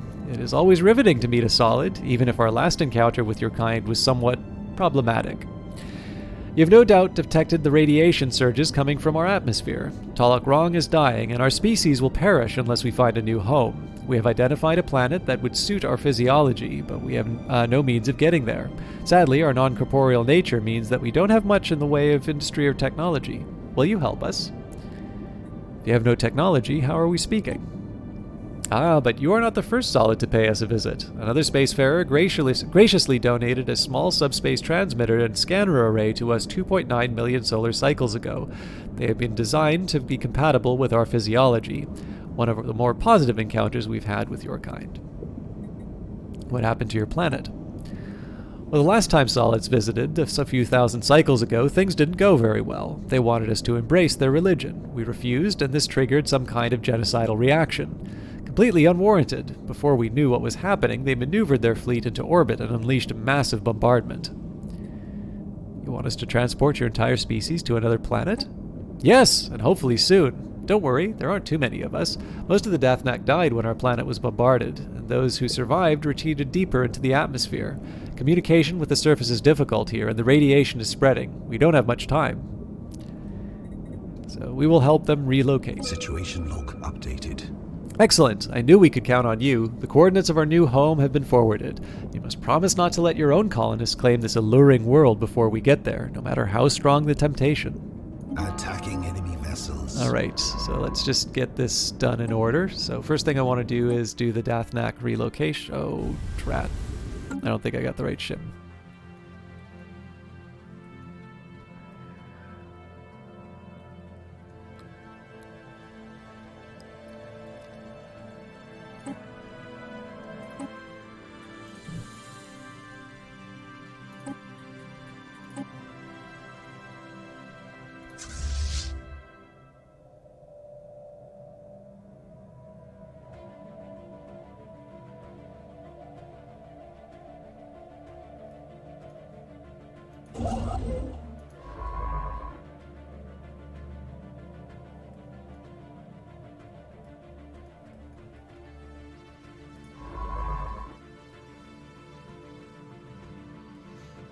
I'm going to change the system. There we go.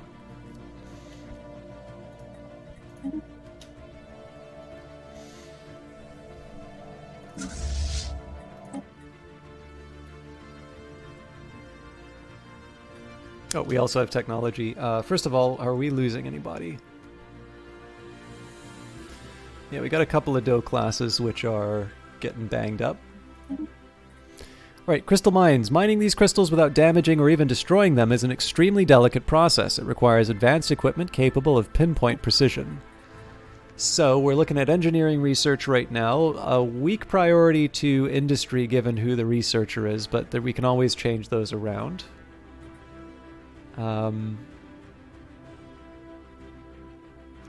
So mineral purification might be something I would be tempted by.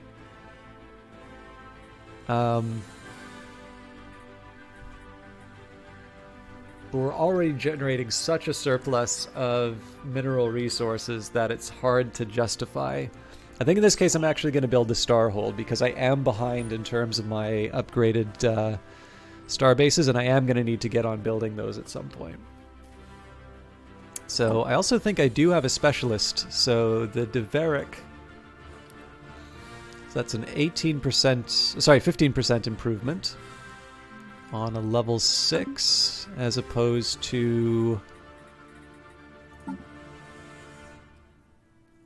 They're level 3, but they are a genius.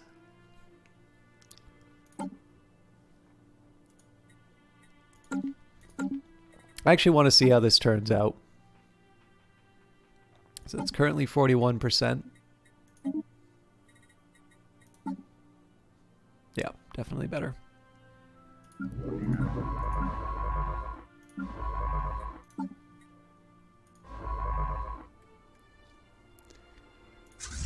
All right, back to the task at hand. If only Gavinator was here to see this.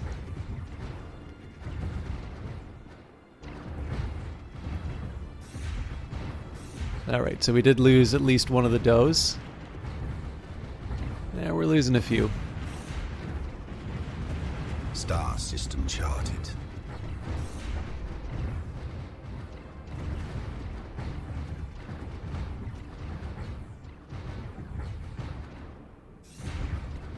Star system charted.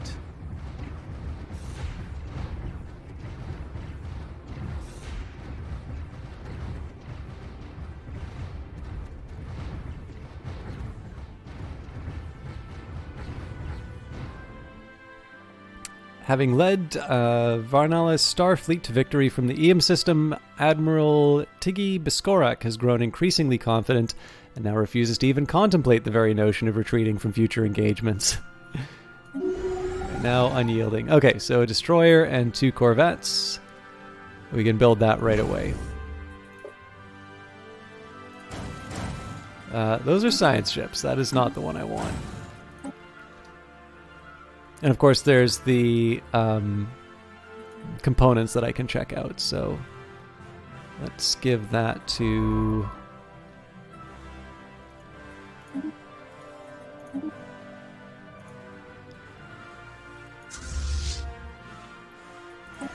So we'll go home to repair, and we will have our new ships just in time. It is going to hold off. We're not going to have the same information about what's within our future borders, but, you know, I just got to work with the priorities as they're coming in.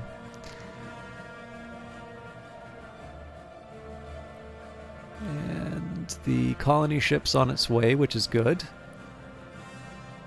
We're on our way to claiming Wentwork. I might actually just build another colony ship immediately and just say, you know, we'll have 2 worlds working on these. The only thing is that well, yeah, the Gaia world might actually take away immigration, so that's one worry. Maybe I should get at least a little bit of preliminary work in before I jump in with both feet on the Gaia world. Ah, excuse me.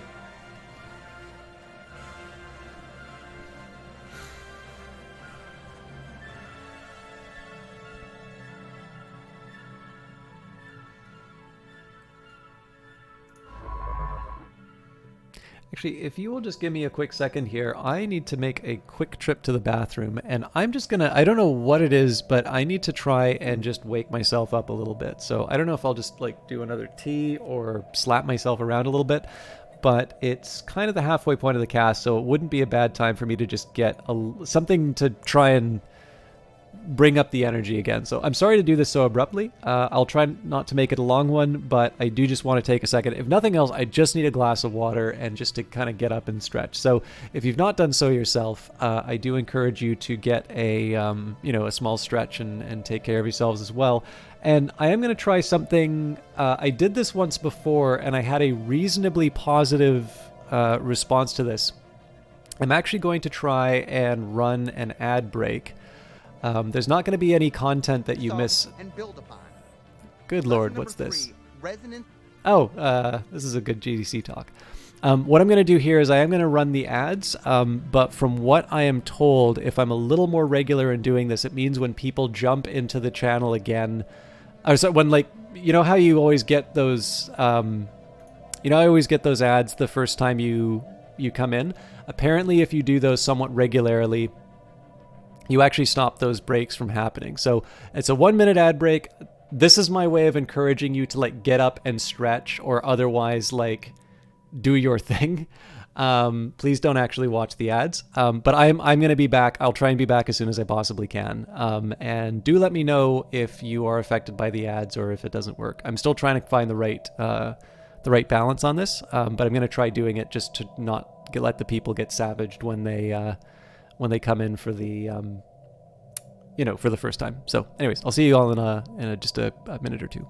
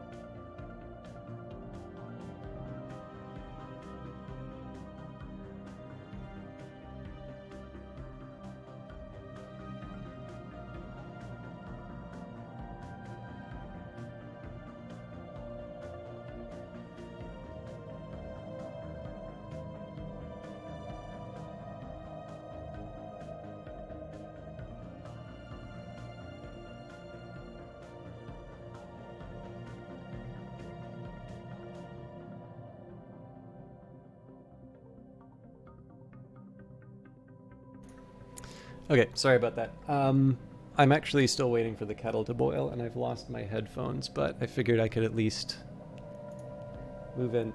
Just getting away from the keyboard actually really helped. So I know it sucks because there is a type of viewer that just doesn't want the action to stop. Sorry, I just need a second. Where the hell did they go?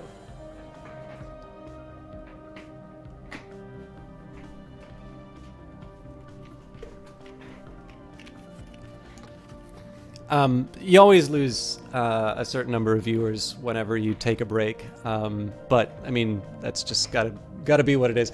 I'd rather try and bring the energy up by taking a small break. Otherwise, the one thing I don't like is apparently running ads will only cancel the pre-roll for 20 minutes. So I'm not sure I want to make that a regular feature. But I hope you're all doing well. I hope you got a chance to take care of yourselves. I'm going to take a second to walk away and pour the hot water when the time comes. We're able to come back to the game now. Construction complete. Okay, more spaceports. That's fine. Here I'm just going to do the... I'll do research first and then mining because I don't really need more minerals. Oh, that's awesome. Thank you, Olaf. That's really helpful. I heard once upon a time... This is like way back before affiliate, but apparently they had made a change where it had to be Twitch Prime that kept you from seeing ads. So I'm kind of glad that that's changed because honestly, in my opinion, when they made that change, if it really was that it was only Twitch Prime people who couldn't see ads, at that point it just meant that subscriptions to channels meant nothing. All right, ground defense planning. There are many alien empires who would gladly seize our worlds for themselves. We must be prepared for them should the worst come to pass. Yeah, now as long as you're subbed, you don't see ads. That's very cool. Okay, actually, that's good to know, Olaf. Thank you. Again, I generally don't like running ads full stop. Even on the YouTube channel, once monetization happens, I'm not going to add ads. Because honestly, like, the amount I see from them is so small, and I'm annoyed by them, so why would I impose that on someone else? But I do know the pre-roll is a major point of contention for a lot of people, and if I can do something to kill the pre-roll, I'd like to do it. The prospect of doing every 20 minutes subjecting you to ad breaks, that's horrifying. I will never do that. But if I could get rid of the pre-roll, man, there's so much I would be... short of doing an ad break every 20 minutes, I'd be willing. I'd do one every hour, for sure. One every 20 minutes is a lot. Like, they should... At that point, they should just, like, force us to do the ads. But anyways. This is not a bad one. I'm not even necessarily that interested in the army defense, but I do like the additional naval capacity, and I do occasionally wind up building defensive structures. The thing that's cool about ground defense planning, in my opinion at least, is that it gives you a much better incentive to build defensive structures for your planets, and building defensive structures for your planets does really help. My feeling is that I never fully appreciate the defensive structures until I actually try and get a fortified alien world, and then it's such a pain, and I realize that it buys me the time that I often need. Kettle's done boiling, so I'm not even gonna put up the notice or anything like that. I need like 30 seconds to just pour hot water on my hand, probably.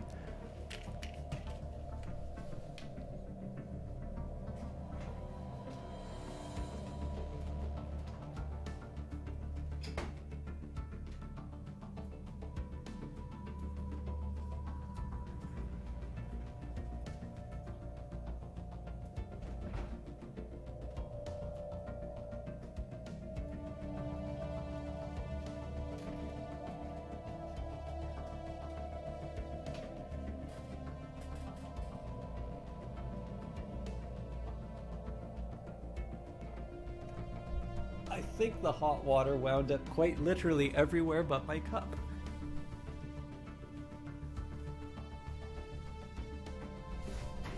Okay, sorry about that. You'll take a coffee as I'm making drinks. I'd love to do a coffee right now, but I have a suspicion at least part of my sleeping trouble has been coming from too much caffeine close to bedtime, and admittedly, Earl Grey a few hours before bed is probably not the done thing, but it's definitely not as intense as the coffee that I make. So, okay, new research. So I don't really need the command limit. The planetary capital is pretty tempting. It's also cheap. So I've got plenty of time. So I do run a risk in general. Yeah, I have one non-caffeinated tea, which I actually rather like. And it's one that put, oh, hang on. My headphones were in reverse. The soundtrack sounded really weird, and it's because I had my headphones on the wrong way. It actually helps it's a fund for helping bees, which I kind of like. But again, I'm trying to get through this Earl Grey, which is not so good. Well, no, it's not bad. It's okay. But just standard Earl Grey is better. So just trying to get through this, this surplus. But yeah, I think I'm going to do colonial centralization. Now, we are trying to overcome our slow growth rate for our species. I'm not really going to be able to take advantage of the planetary capital, right away. But it's nice to have the infrastructure in place, and it's nice to have an aspiration towards it. And then, honestly, though, the bigger argument for it is the low cost, 33 months as opposed to 40 months. So then it's, well, why don't you do the dangerous wildlife removal? I do think, personally, I tend to undervalue the clear blockers, and I think that's going to become increasingly true for the way that planets work in Stellaris now as of version 3.0. But I don't know. There's just something to me for the planetary capital, particularly if you look at what it gives you. So you've got the High Priest for the Unity and the Amenities. You've got the Enforcers for the Unity, decreasing crime, whatever. But the Defense Armies, of course, are going to also translate into fleet cap, I believe. So, and then, I mean, again, like, you've got the social, you've got the Unity, you've got the Amenities, you've got the reduction in crime, and you've got the defense strength. All of these are things that are pretty desirable for me, and in a package that costs less. Best that Dangerous Wildlife removal is going to do is it's going to give me a couple more slots to build stuff in. And again, circumstances may dictate sort of a different set of priorities. Right now, though, the planetary capital was something of an obvious step for me to take.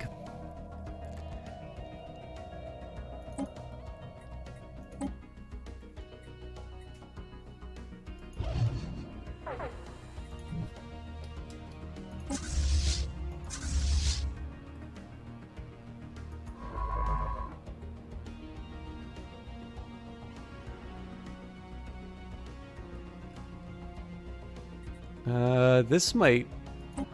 Star system charted. I'm kind of curious to see how this turns out. Technology secured. Containment force fields are excellent for isolating and holding various substances or specimens so that they can be analyzed in detail.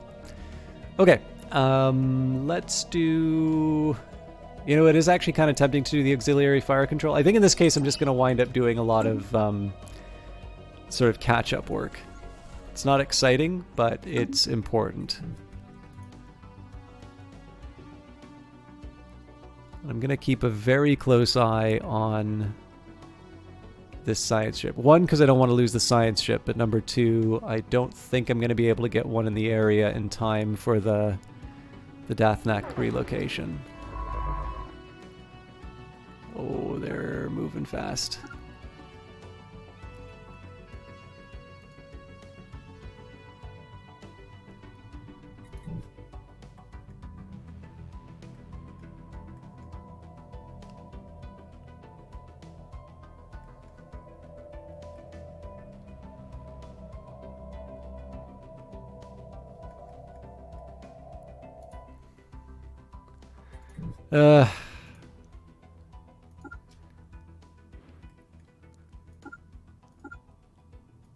I don't know, the closer I get, the more scared I am. But...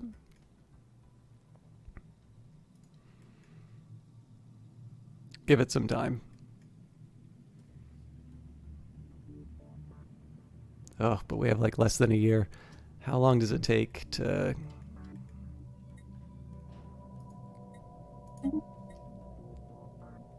554 days. That's not enough time. Okay, here's what we're going to do.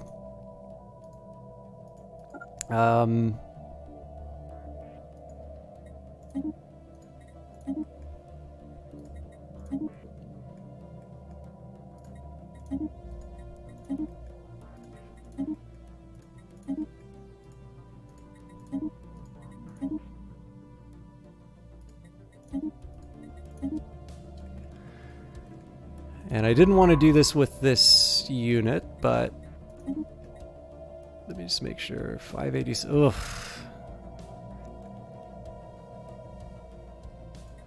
Well, you know what? There's one other option that I have.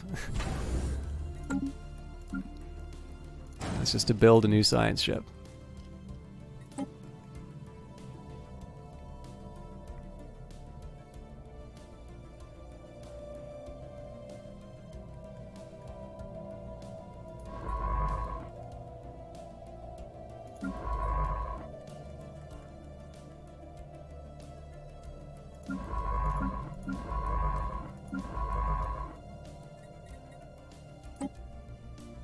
So this is admittedly more science ships than what I would normally want to have, but it's also not the end of the world for me.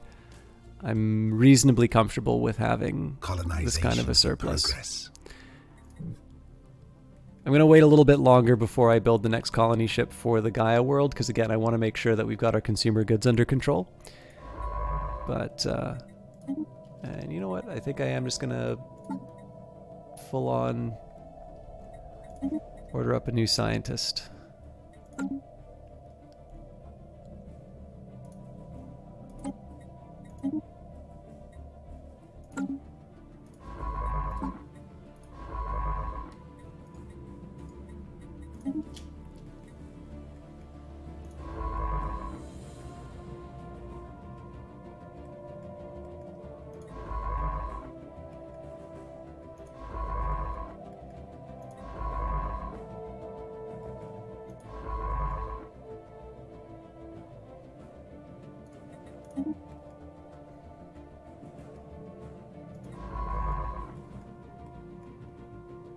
Anomaly found.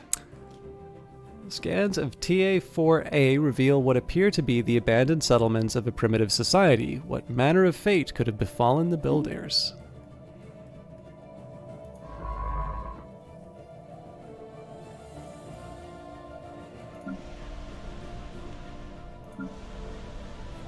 Okay, so we're starting to run out of jobs here. Anomaly found. This was supposed to turn into my...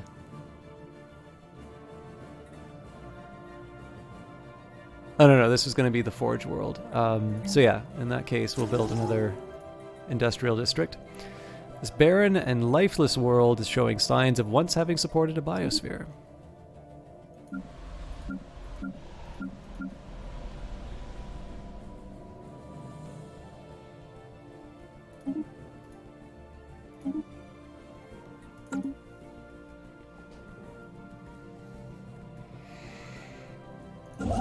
Idle construction ship, that's never good news. Okay, now I need to think about, okay, what am I going to try and accomplish here? We've got the sectors that I want. There's a small argument for me to try and take fact. Let's just take a quick look at what kind of world it is. Again, high on industrial districts.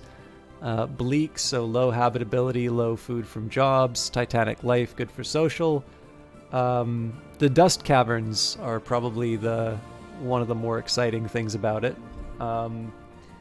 It's a nice to have world. It's definitely not my high priority world right now. None of these worlds are really going to help me out as far as consumer goods are concerned. And so really what I think a lot of this boils down to is my ability to start claiming some of these choke points at a reasonably good pace. So I'm going to move my construction ship on the way. So of course this does mean I'm leaving a whole lot on the table. But again, the plan right now is to sort of claim the choke points and then work backwards as far as sort of filling in the gaps.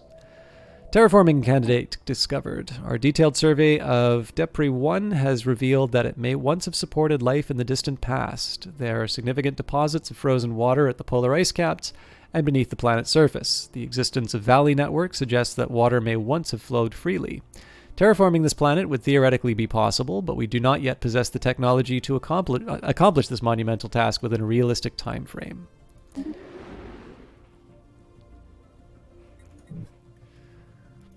So Castra, oh sorry, not Castra, Intham will kind of take care of itself with building this industrial district. Gribben I kind of want to encourage growth as quickly as I can just to get the food back up. We're treading water now, which is not the end of the world. But just being able to have, I mean, even little things that can encourage the growth, such as, you know, getting the multiplier, would sort of be nice. Just a nice big food surplus would be just what the doctor ordered.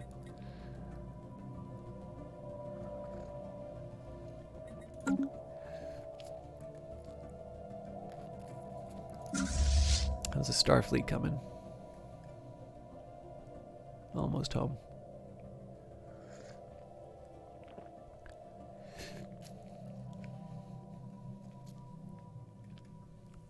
So we'll combine the fleets as soon as we can, but I'm gonna have a bit of a wait ahead of me, I think.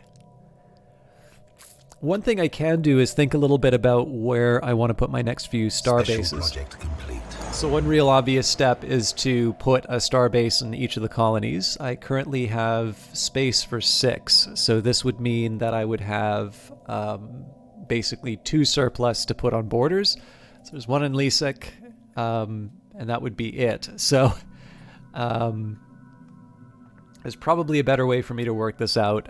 One of the things that I would want to consider would be what kind of extensions I can build to my star bases. One of the reasons I've sort of avoided building too much in the way of star bases is simply I don't know exactly what I'm dealing with. I kind of feel like a star base at Misa is kind of a must-have, but in one sense, Wistral might be more appropriate because at least that way it's a proper gateway. You know, again, if I make it all defensive oriented, that's not bad, but that's a heavy cost in terms of energy for an enemy that may never arrive. And then if I make it all civilian, then I'm just simply not I'm not in a position to really defend myself as strongly as I would like. So I've been sort of kicking the can down the road, but at some point I am going to need to pay for these starbase improvements, or I'm going to wish that I had them at a time when it's too late. All right, special project completed. Science Officer Dimi Judumak has finished supervising the relocation of the Dathnak to their new home. A convoy of civilian freighters equipped with massive pressurized gas tanks ferried the gaseous beings across space and deposited them into the gas giant's atmosphere. Their ancient transmitter and scanner array were also brought along. We are forever in your debt. This planet has exceeded our expectations. For the first time in generations, our young can now frolic in the upper atmosphere without starting to glow. We've decided to call our new home Balderak after your species. Future generations of Dathnak shall always know the name of their saviors. So we could say Balderak. We are Emutherians, but the Dathnak need not know what we are called, so good luck with your new home. Thank you again, dear friends. May the atmospheric currents always keep you aloft. So there's lots of things I'd like to do with this science ship. I think I am going to get them on... well, hang on. Yeah, it's difficulty 2, so this isn't a terrible thing to send it on. Yeah, 3 might be a little much. We'll see how they are after this. The worry right now is that there's basically too many Tree of Life Protector slots which say, you know, there's something scary here, you can't move in. This might actually be enough for me to mobilize the fleet again, but we'll worry about that later. Broken Union. The From Beyond crew have made some astonishing discoveries on Tay 4A. The abandoned primitive settlements, first seen from orbit, were once inhabited by a society of reptiles that still populate the planet, but have since lost all capacity for sapient thought. In investigating how these cultures devolved from tool-making agrarian society to mere beasts, Vaki Jakir made an unexpected find. The burial remains of the settlement-dwelling reptiles possess a spinocranial organ not observed among their now bestial counterparts. Testing has revealed that these organs to be another species entirely, a sort of neural symbiote that connects the host's brainstem via external attachment to the spine. These symbiotes can be found in hot springs on the planet's surface. It seems that a union between the two species triggered the temporary uplift of the reptiles. What later interrupted the symbiosis, however, remains unknown. Vaki Jakir requests permission to study these remarkable neural symbiotes more closely. So we can issue a special study, or we don't have time for this. Well, we'll study it, but usually when brain slugs are involved, it doesn't turn out well. Okay, so... Oh, that's right. I need to... Let's get the research done right away.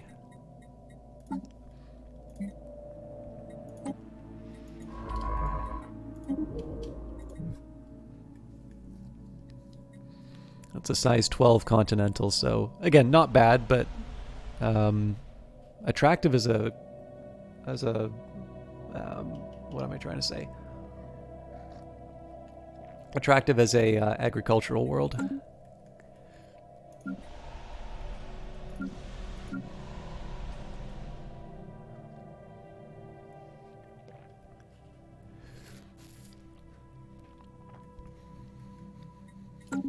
I think now we have given enough runway to Zen World. I think we've given enough runway to be able to colonize the Gaia world. We don't want to wait forever on it. Oh, that's right. I got to keep paying for the...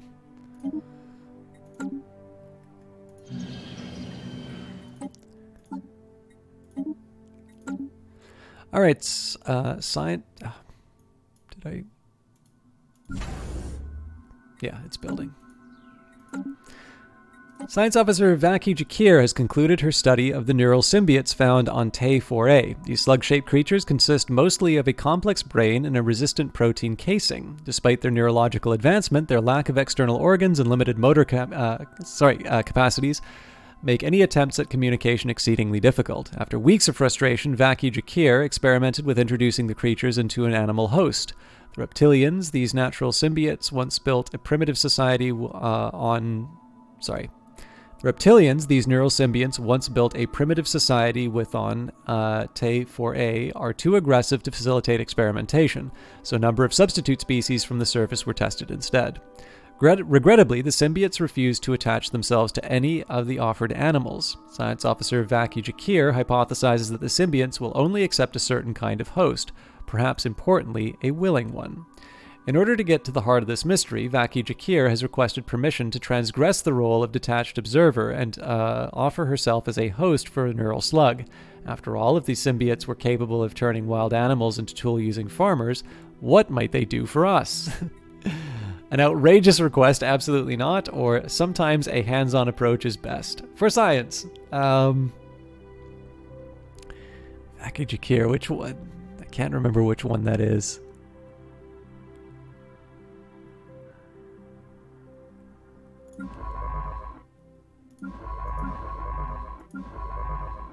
They're a genius, but it's like a short. They haven't been around a whole lot, so yeah. Hands on.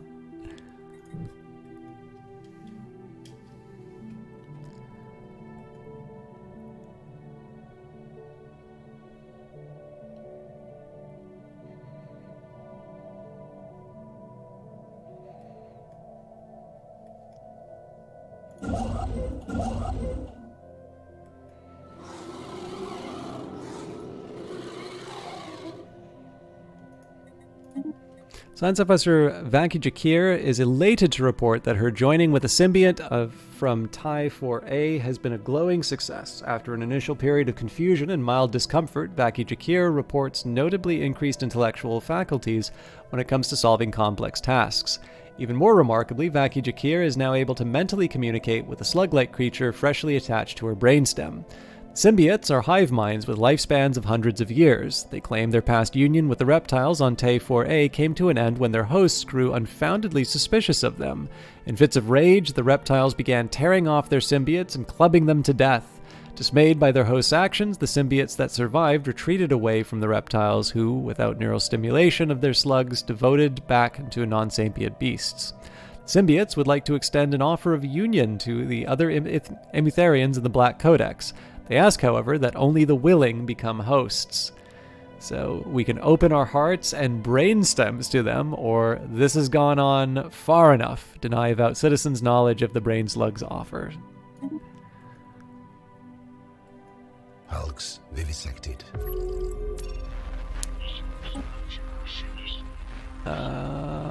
Crystalline entities, probably. We've made first contact with mysterious aliens in the Sadenhope system.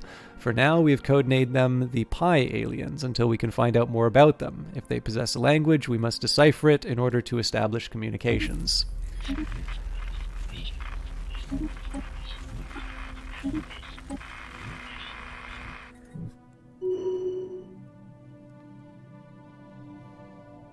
Construction complete.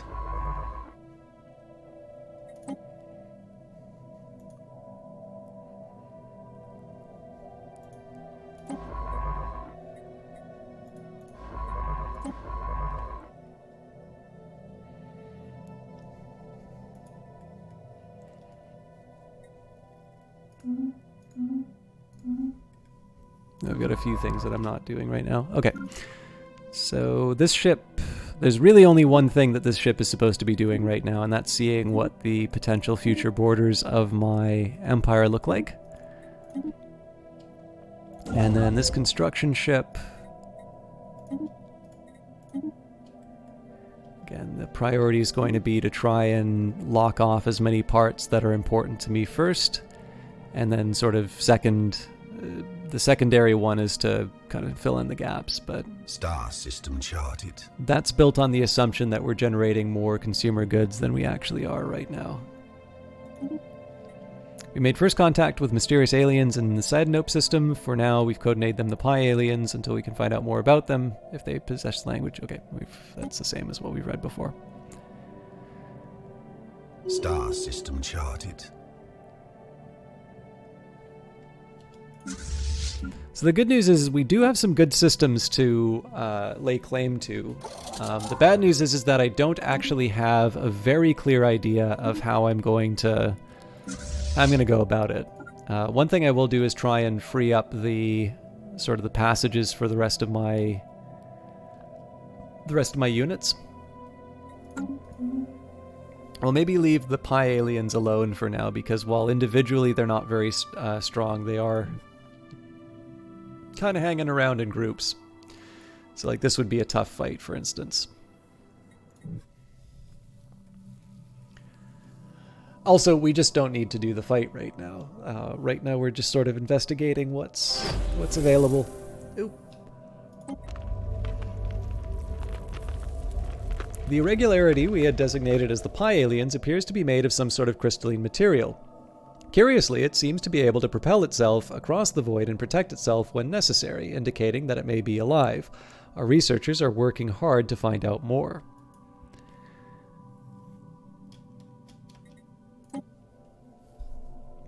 Okay. Anomaly found. Ooh. A small docking hatch leading to the interior of the asteroid is visible at the rim of a small crater on its surface. The hatch was likely concealed once, but has since been exposed by micrometeorite impacts.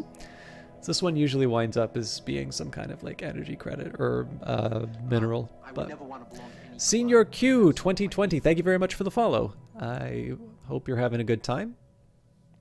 We're still relatively early on in Stellaris, so if you have any questions about the game, or if you're getting new to Nemesis yourself, we may even be in the same boat, because I haven't had an opportunity to explore some of the I haven't had a chance to explore some of the like the spy material yet.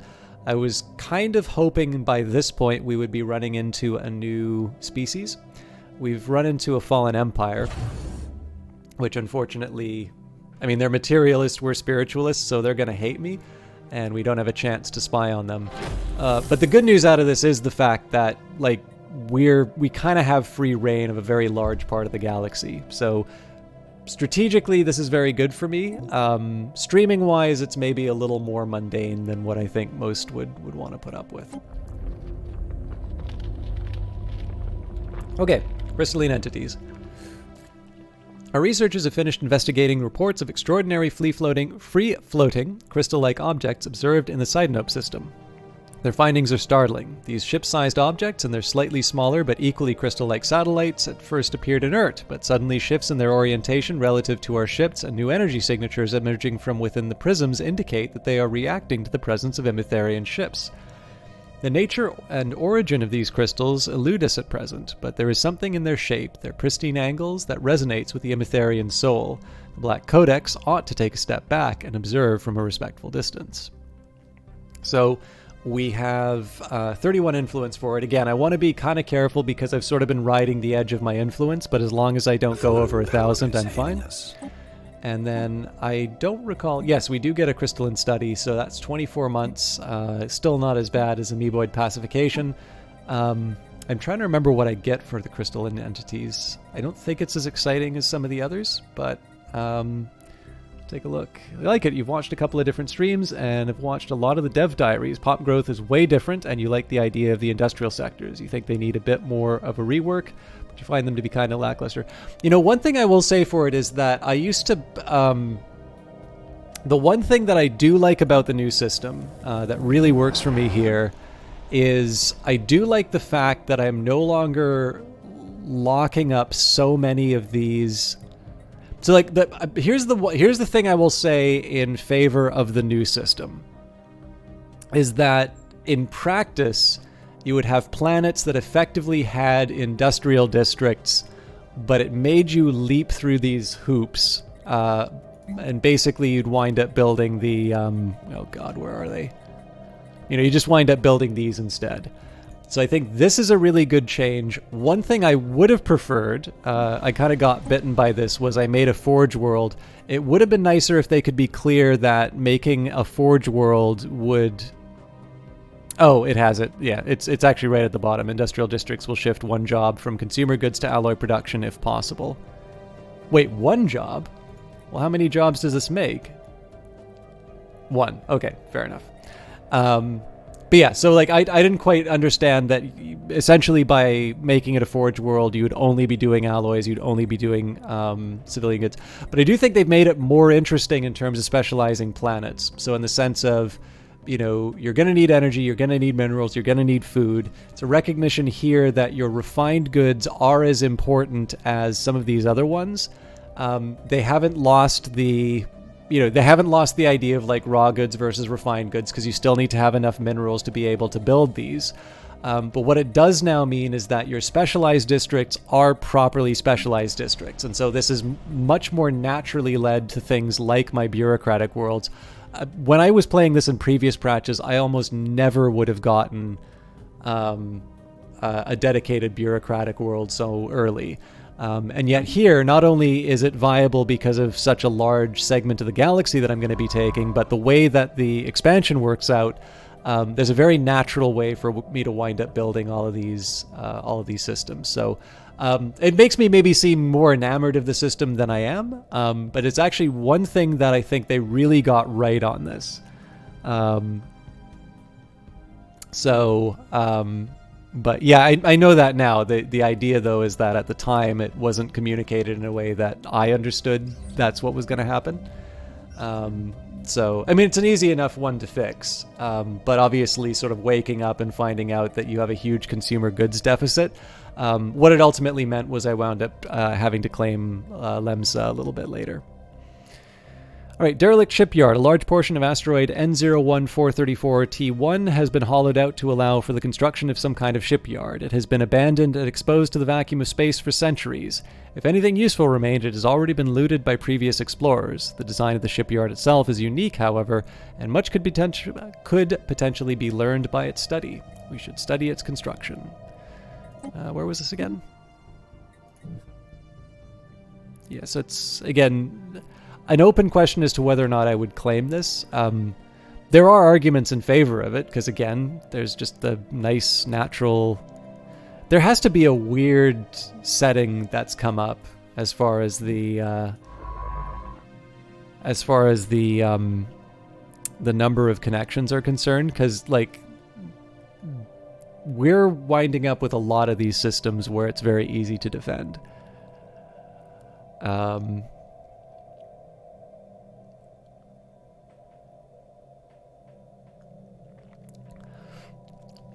But yeah, overall, I mean, essentially, I like the fact that the resources that you need are treated much like, so there's a consistency with it, right?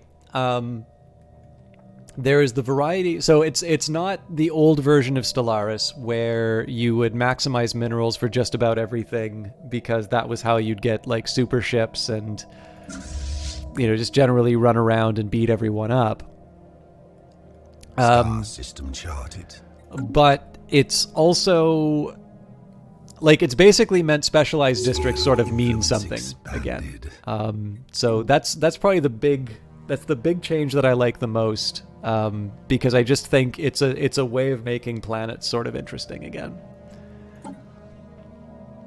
Okay, so we'll start with housing first, and then as the last step, we'll do interstellar franchising. And again, this is just because we're growing slower than, than what we normally would be.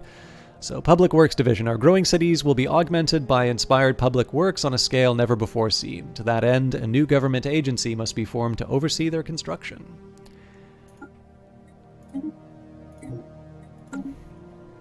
I will admit that we are outpacing our Empire Sprawl a little bit more than I wanted. We sort of knew that that was going to happen.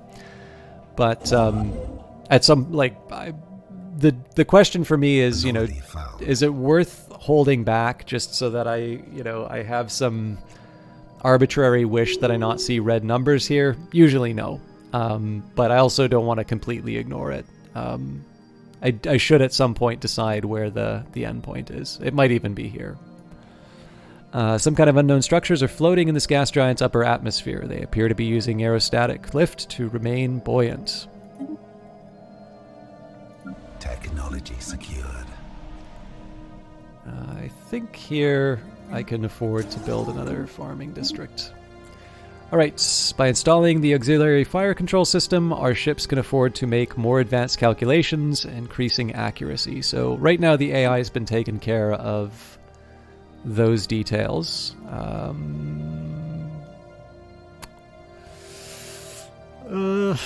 I'll do the reactor booster. I will admit I haven't actually fully worked out what type of fleet I'm going to wind up building. Now this is a tricky one for me to answer. System charted. Technology secured.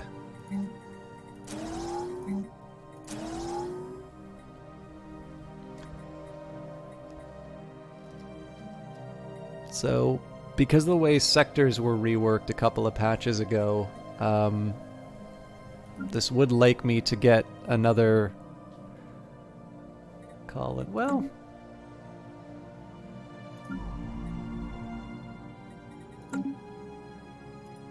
we will have the Gaia world, but maybe the Gaia world can become the capital. I'll leave it be for now. Robust frameworks for local governments created on a per-case basis to meet each colony's needs. So, the starbase capacity wouldn't be terrible because then I could start building some starbases on each of my planets without having to worry about the overall cost. All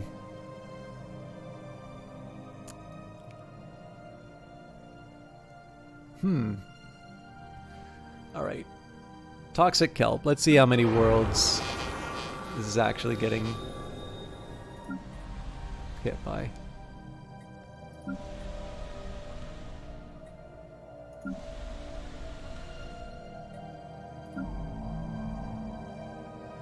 Okay, 3. It's cheap. We'll go for it.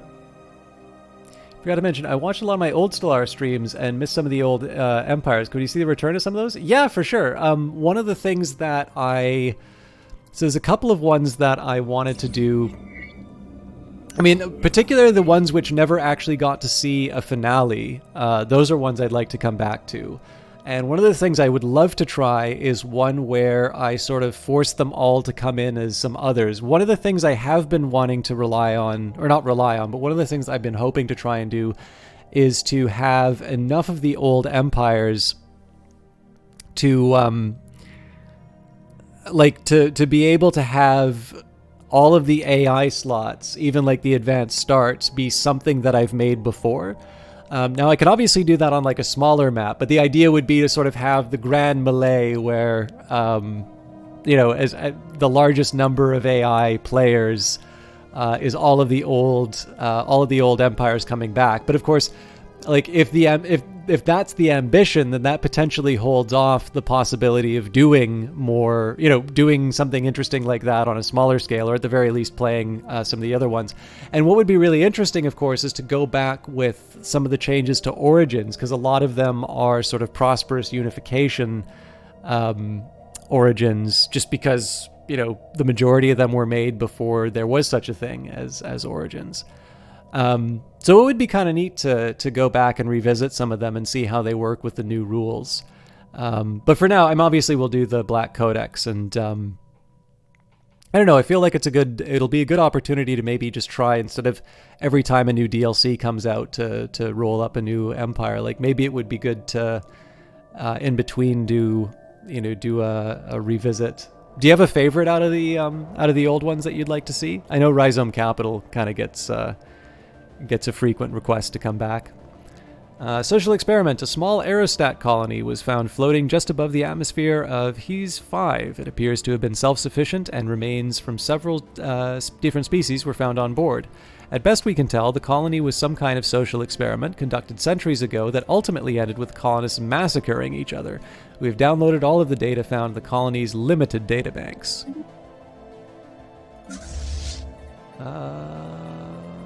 I think they're already on their way, if I'm not mistaken. Yeah. While scanning the asteroid belt, our science team found some sort of irregularity.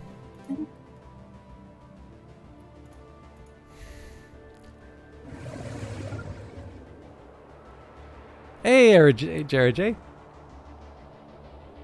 Guys, I will take a second here. I know we talked a little bit about Night Valian, but... Oh wow, I really dropped in the reviewing, didn't I? I don't always get a chance to do this, but AJRJ is the new, one of the new community managers. Well, I guess Maddie's been around for a while, so... but as a community manager at Brace Yourself Games, the wonderful people who make Phantom Brigade and Industries of Titan. I do still do both of these games, but they've now moved to Wednesday now that Stellaris has taken up the Monday slot. But what I didn't know on the first stream when he visited was Jared does their own streaming. I had a really wonderful time watching him play Bug Snacks, and while I was desperately trying to get some sleep, I think you were doing some Pokemon recently, but I was like not doing the good practice. I had like a monitor open while I was trying to sleep, so I didn't say anything, and then I sort of rolled over and wound up getting some sleep. But for those of you who'd like to follow interesting people on Twitch, Jared is another one of them, and I could definitely attest to the Bug Snacks playthrough, but definitely another one to check out if you're interested. Don't have a specific one that you like them all, just good storytelling. Oh, thank you very much. That's really nice to hear. I really enjoy building the species for this.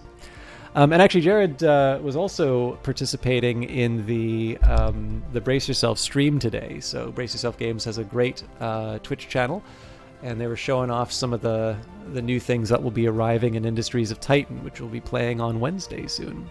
All right, sensors are reporting a number of possible points of interest within the dense debris field surrounding PX4 PN98. Okay, but more importantly, we get to... So I definitely expect to see some casualties on this one, but I'm hoping the fact that we're going to hit them with a bunch of small laser-bearing... Meanwhile, the final rest by what has to be beyond astronomical odds, the ISS Dodama actually managed to pinpoint the source of the odd signals as it soared past through the asteroid belt. A tiny alien construct. A simple scan reveals that it is some sort of ritualistic container holding the remains of an alien spacefarer. So we can let the coffin continue its voyage and gain a bunch of social research, or we can open the coffin and study the corpse. You'd buy the game in a heartbeat, but you don't have a gaming rig, nor do you have the money to do so. You're a broke college student in these crazy days. Oh, no, I know that feeling. I mean, I started streaming back when I was in grad school, so I do think that Stellaris has somewhat modest system requirements.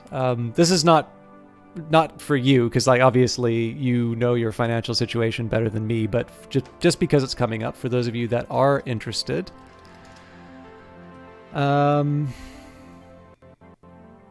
The system requirements for Stellaris, minimum Windows 7 Intel Core i3-530 or an AMD FX 6350, 4 gigabytes of RAM, an NVIDIA GeForce GTX 460 or ATI AMD Radeon HD 5870, 10 gigabytes of space. That's pretty much going to be constant no matter what. Recommended system, and do keep in mind the recommended system does kind of matter when it comes to a game like Stellaris, because there is obviously a lot of simulation going on in the background, but at least an i5 3570 or an AMD Ryzen 5 2400G, still recommendation of 4 gigabytes of RAM. That surprises me a little bit. Usually games seem to have a bit more, but and then graphics card of a GTX 560 Ti or a Radeon R7 370. So you know, I guess compared to what you might think, it's not the most punishing requirements that you'll see for a computer. But with that in mind, like obviously if you need to buy a computer to play Stellaris, that's still very expensive. So the one bit of good news is that for those of you that have a console, I am told the console edition is actually quite good. Now, I have not played the console version. I only recently have started playing. But one thing I can definitely say for Stellaris and generally the Paradox games is that you will pay quite a bit in terms of DLC if you're someone who has to have the latest at the very start. But what is nice is that the game continues to be developed, and there's all of these patches that come in, and there's sort of the free component, and then there's the paid component. And so if you get into a Paradox game relatively late, you do get the benefit of all of the work that they've put into improving the game. But it comes, and then you get to buy it at like the discount, because the base game will go, up to 75% off during certain sales. And I feel like Stellaris is definitely at that point. So there's always a little bit of a trade-off in terms of, it's nice to have new things. It's nice to have toys to play with. But I can also say that particularly for these kinds of games, particularly for the games that are really driven by the Paradox DLC model, there can be some arguments for waiting. And I will tell you from personal experience that if you don't get in the habit of playing the latest and best, the new DLC will still be interesting to you. You get to discover them, and if you sort of keep on this lagged timetable, you're not really going to feel hard done by playing the the older DLC at a discount. So in some cases, it isn't actually the worst thing to wait out. And incidentally, I'll say the Paradox podcast agrees with me on this. If you listen to the most recent Paradox podcast, they were talking about Imperator Rome and the fact that the audience now is starting to embrace this game, because when it first came out, the game sold reasonably well, but it had a big drop-off in terms of player base. And a lot of people seemed to feel that they were... Well, I mean, it's not that they failed. They were disappointed with the game.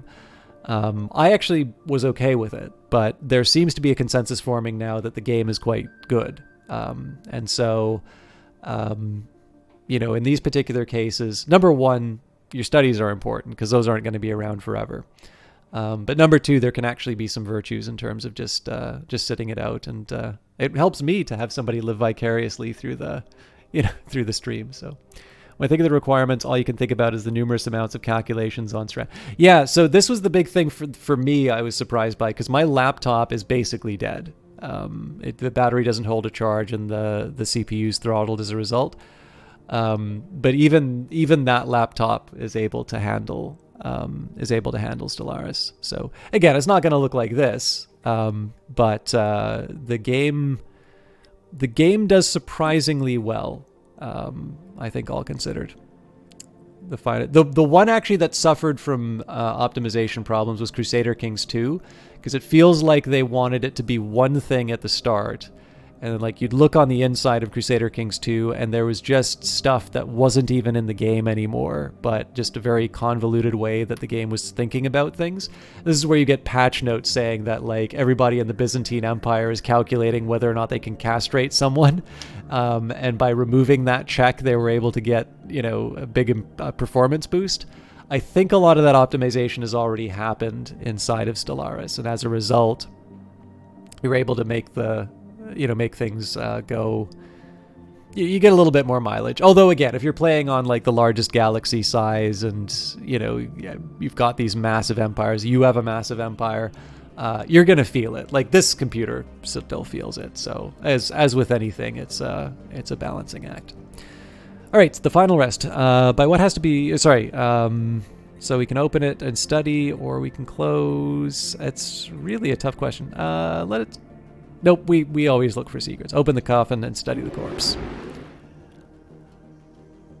All right. Meanwhile... All right, looks like this time... Nope, we lost a ship still. Not as bad as last time, though. So we'll head back. Guess I could do the upgrade right away. Yeah, no worries. I mean, it's hard because it's in the interest of developers. The fact of the matter is that new stuff is fun. There's a ton of forces in the world that will tell you you have to have, you know, new things. You got to have the best. And I'd be stupid to pretend that having new stuff isn't fun and cool. But it's not the only thing. You know, Star I would system argue charted. that Stellaris is like Paradox kind of has their way of doing things, and some people like it, some people don't. But they've been pretty clear that the business model is built on a game that has a very large amount of replayability and the kind of the ability to build a, you know, they want to make games where it is an obvious next step to sort of go in and buy all this DLC because you just want to continue going in and plumbing the depths of Stellaris. But that's a double-edged sword, because in that situation, there's also no major argument you can make for saying that buying it right away is the most important thing for you to do. It really just comes down to a question in terms of what do you... I mean, it's like any decision that you make inside of Stellaris. Like, what is the most important thing you can be doing with that time right now? And I can tell you from experience, because, like I said, I was streaming during grad school. I did all right in grad school, but like I would have done much better if I had spent less time streaming and more time studying. And again, school's not going to be around forever. And more importantly, once you're out of school, you will hopefully have a job that will pay significantly better. And so the idea of spending money on Stellaris or spending money on a gaming rig or getting a console and then playing the console version of Stellaris, all of a sudden that won't be as major of a purchase. And again, right, like obviously we live in a time when, possession of things, ownership is, it's rated kind of highly, right? You want new toys, but there's no rule saying you have to play it right away. We have discovered the fossilized remains of a gargantuan gastropod, matching no previously encountered life form, trapped within a huge block of ice circling PX4PN98. Its eyes glance fiercely ahead, tentacles reared and muzzle twisted into a gruesome grimace, as if locked in a silent shout. The creature displays no apparent signs of sapience. Despite its eerie visage, our scientists believe that if domesticated, the creature could make a valuable asset. They recommend extracting some of its DNA for cloning. Clone it, space this abomination, or it belongs in a museum. Oh, we're cloning it. Going for an education major. I'm never going to escape school. That's funny. 5 months. What am I giving up in order to pull it off? Yeah, I think we can manage 5 months without getting rid of the toxic kelp.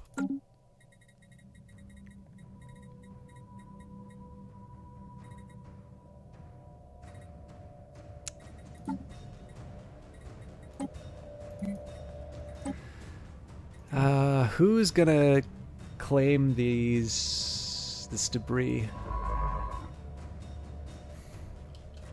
Guess this is the closest available ship. Alright, we've got an idle science ship, so here I think we're just gonna get this one to do an automatic search. I guess we can do that for both of them, actually. Yeah, there's some really... So one of the things that I really like about the way Stellaris is marketed is that there's very clearly a backstory that they have in terms of what like what their science fiction story is in terms of the state of the galaxy at any given moment. And you get little fragments of it as, you know, as new DLC comes out, there's usually like another little bit of the story that gets told. But then there's a whole other sort of layer where there's some very suggestive, you know, indicators of things that are going on or hints as to a bigger story. And then you're sort of left to fill in the gaps for yourself. And there's a few events like that.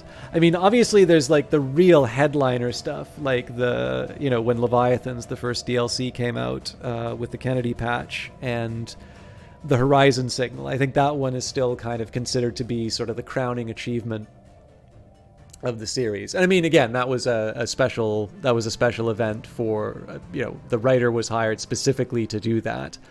So, you know, not every event can be that, but it's why I always feel a little bad when people look at stuff like Distant Stars and say that, well, you know, it's just new events, like it's not worth that much. It's like, well, it's priced lower anyway. But there's just so much flavor that comes from new events. And the fact that they're relatively easy to mod in, you know, if you have a penchant for telling science fiction stories, it's actually a really great way to just come in and learn a little bit about how the game works and what you can do. Unfortunately, the dev diaries aren't as good at helping you out in terms of... Oh, did I mess up? I built one too many... Well, I'll hang on to the spare Corvette. I don't think it's that expensive. It's 2% price increase. But yeah, like if you have a penchant for science fiction storytelling, definitely modding can be an interesting experience. I like it when they hint at Star Trek. Yeah, well, like, I'll get this anomaly done and I'll say what I think is really clever about Stellaris. The material composition of this asteroid differs significantly from its neighbors. It likely has a different origin than the other bodies in this asteroid belt and should be investigated more closely. So we'll research that. As space traffic increases, larger and more defensible star bases are needed to maintain control over system space lanes. Okay, back to the hard decisions in the tech tree. I am falling behind on weapons. Let's do plasteel armor. Coprolite asteroid. Although it is difficult to accept, all indications point towards asteroid X9487 being a coprolite, a piece of fossilized feces from some kind of massive life form. It appears to be almost 1 billion years old, and much of the fossil's original organic composition has been replaced by mineral deposits. Our scientists are baffled as to what kind of creature could have produced something like this. But yeah, what I find really clever about how, like, just from a purely business standpoint, the thing that's really clever about Stellaris is that they're not paying any licensing fees. And I think it's fair to say that any new science fiction property, so... like, let's say you wanted to make a science fiction game. Now, I don't really know a whole lot about game development. I know what I learned doing Supply Chain with Valiant Cheese. And Supply Chain is a very small game. And obviously my role was more to add sort of some balance and a little bit of flavor for things, you know, in terms of the way the production and like the supply chain part of Supply Chain worked. But Special project complete. I have to imagine that if you are making a science fiction game, one of the things that you need to contend with is the fact that EA and Ubisoft are making Star Wars games. Sega seems to have like cornered the market on Games Workshop stuff. Like, they're not the only people who make it, but like, you know, they've got the Total War games, they've got Relic, so they've got the Dawn of War series. There's a bunch of others. There's a couple Slytherin Warhammer 40k games. Everybody knows what Space Marines are. You know, it's a really well-known system. Even if you just go to the video game realm, you've got like StarCraft, right? There's a lot of really well-known science fiction properties where you can, you know, you can rent revenue through getting the license to something like that. But in the end, right, you've got something that an audience is immediately going to be familiar with, and they're going to have some ideas about what that should be. And if you're playing a strategy game, nobody's going to want to sit through this like 2-hour explanation about what the galaxy is like and who hates, whom, and what the elaborate politics of the galaxy or whatever. These sorts of settings are hard to set up. But what's neat about Stellaris is that because they give you a sandbox, you can basically take all the licenses that I'm sure Paradox would have really enjoyed working with. They don't need to pay for the licenses, but in your head, if you've made the Imperium of Man from Warhammer 40k, or if you've wound up making. Well, I mean, just pick your favorite science fiction story and just put it inside of the game. Like, all of the subsequent DLC has largely been facilitating that at an even larger scale. So things like being able to add the AI and the megacorps and such. So it's a really clever approach. And as you can see, from the streams, I like to sort of run around with some of the details. What is the Empire all about? You saw I was live and jumped on it. Oh, sure. Let me get through the story events again, and I'll tell you what this one is. Their name is the Black Codex, but they've got some backstory. We have successfully cloned a healthy population of gargantuan slugs from the fossilized DNA. They reach maturity within weeks, weighing up to 20 tons, and have developed a primitive level of sapience, responding to simple one-syllable commands. Though they have yet to show any violent tendencies, they produce a thick, toxic mucus when vexed, and their hue seems to shift with their mood. The research team has named them Azazians for the hissing sounds with which they communicate among themselves. So they will make excellent laborers. Oh, that's kind of tempting, actually. On Lemsa Prime. They belong in a zoo at Isolated Valley, Max Alien Zoo +1. Could use them in the army or hazardous, dispose of them now. Oh, this is a tough one.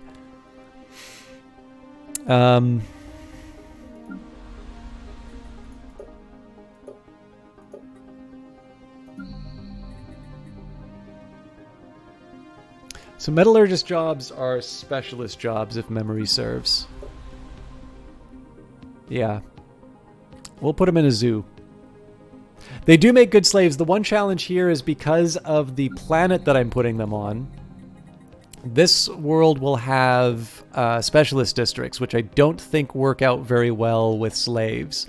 And my best alternative option would be the agriculture district, where, fair enough, but I already have an agro world, and I would like to specialize in the industrial district.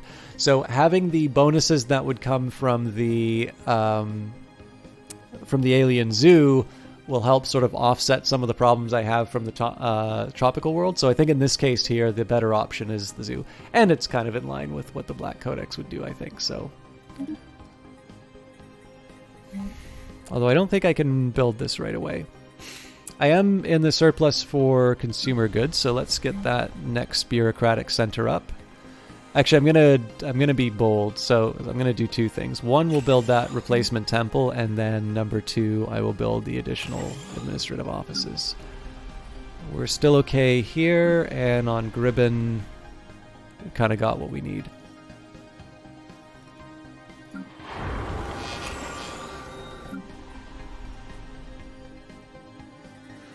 Okay, so you were looking for my species background. So here's the story of the Imitharians known as the Black Codex. Again, I was a little rushed in terms of well, not rushed, but like I feel like it's been a bit of a downward trajectory in terms of the backstories, but here's the write-up for the Black Codex. Accurately separating the facts and legends about the Black Codex would require membership, and anything less than membership in the higher orders would only be accurate about 60% of the time.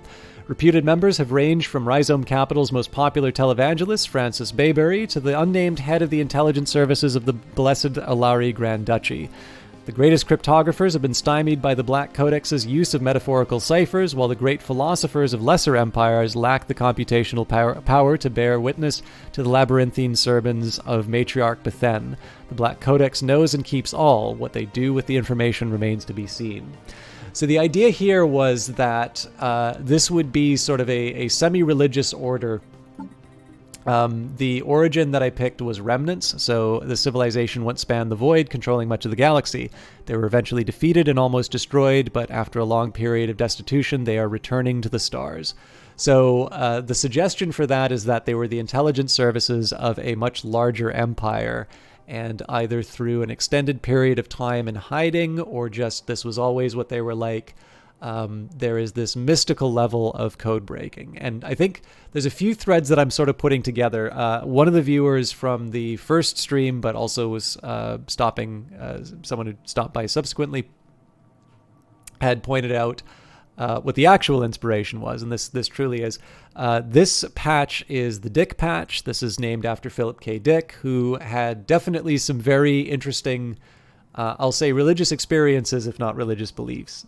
And so there's a few different ideas that are sort of coming together in this. One is sort of my interest in, classical studies. So people like the Pythagoreans, who had this, they're genuinely good mathematicians, but also had these specific religious beliefs about, everything from reincarnation to whether or not you should abstain from beans. You could get some ideas of Gnosticism. So, salvation is only going to be found through sort of understanding these intense mysteries.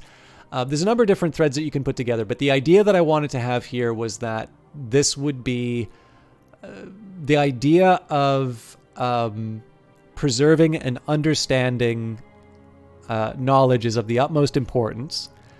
That to them, they would be very comfortable speaking in sort of arcane metaphors and very abstract concepts, while also having a full understanding of subjects like, information theory, for instance, which comes up often in cryptography. That to them, this was one and the same, because often we tend to divide things, you're an artistic person or you're a mathematical person. And so the idea here, when we're talking about symbolic ciphers, like the patriarch or the matriarch in the original formulation of this would be someone who would speak in metaphors,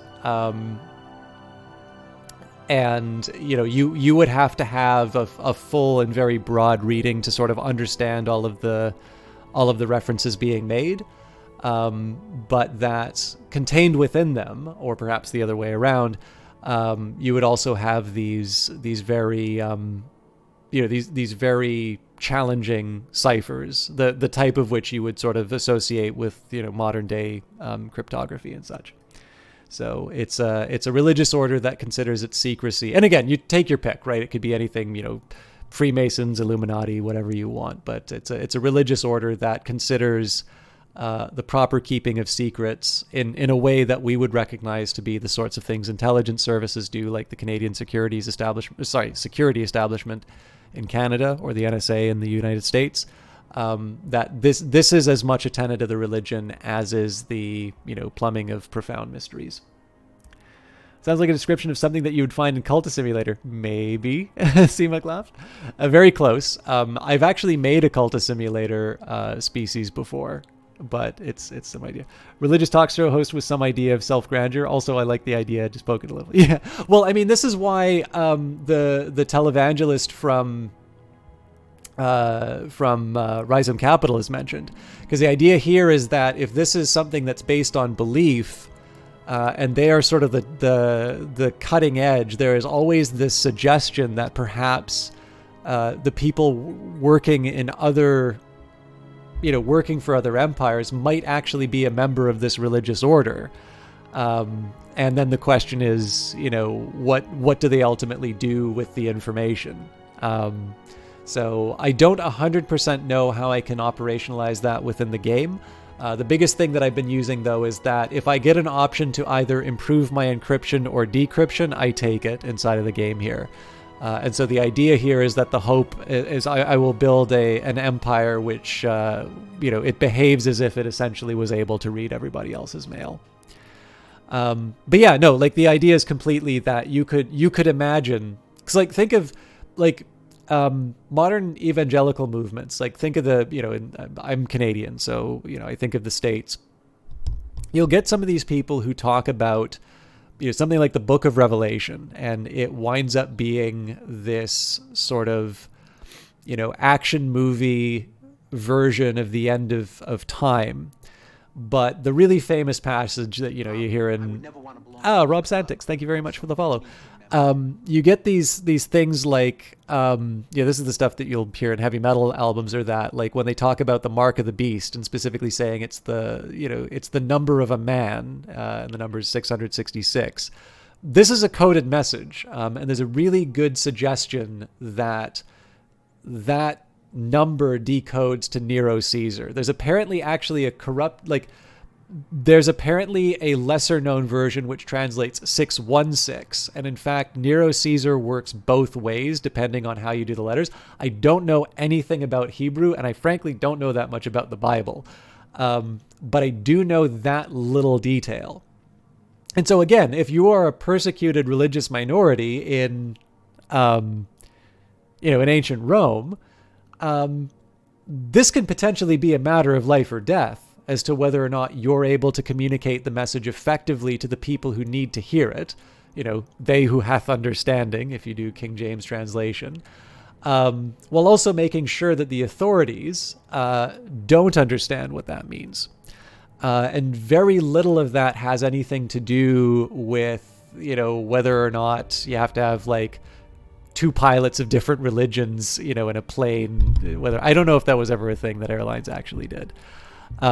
So that's what some of this is tapping into. It's not necessarily that I have any strict religious beliefs for myself in terms of these sorts of things, but it's more just trying to take a lot of these really interesting threads in history and seeing if I can sort of project that out into a science fiction setting. And so you can imagine that you have this. So imagine that you saw one of these evangelical preachers who, when you normally would look at it, it's just like, okay, yeah, they're making their money or whatever, they're selling me something.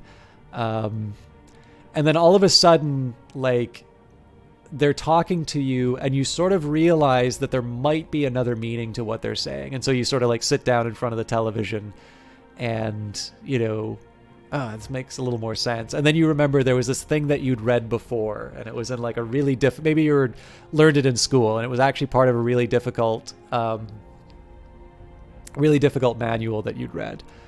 And then all of a sudden that can't be a coincidence. And so you go back and look at some of the old episodes and you realize that there's actually a number of consistencies for that.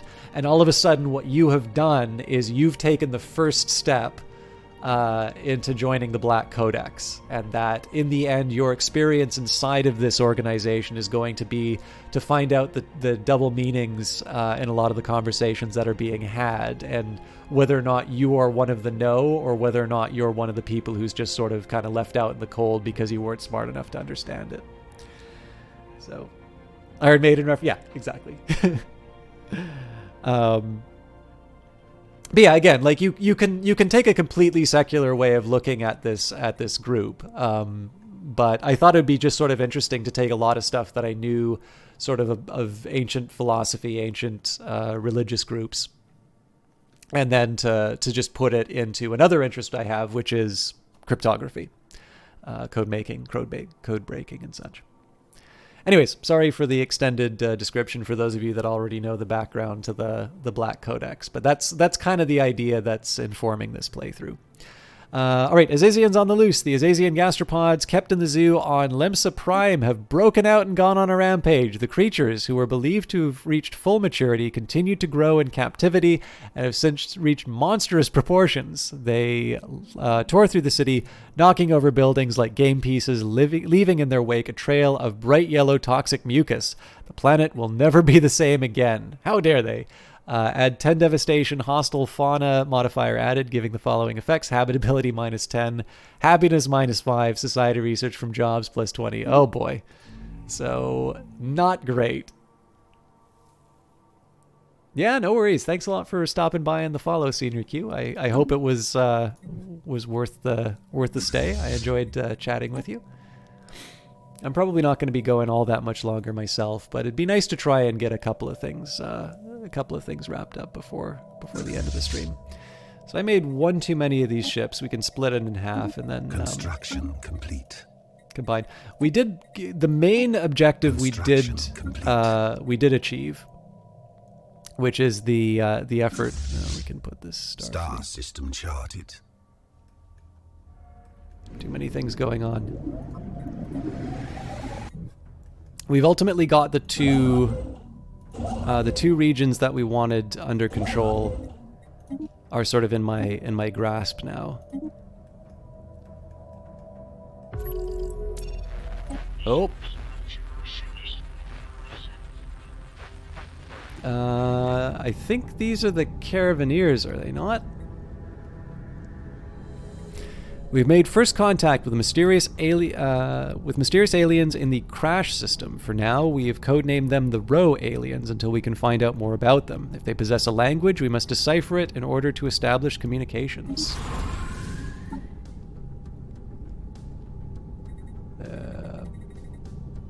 Wait.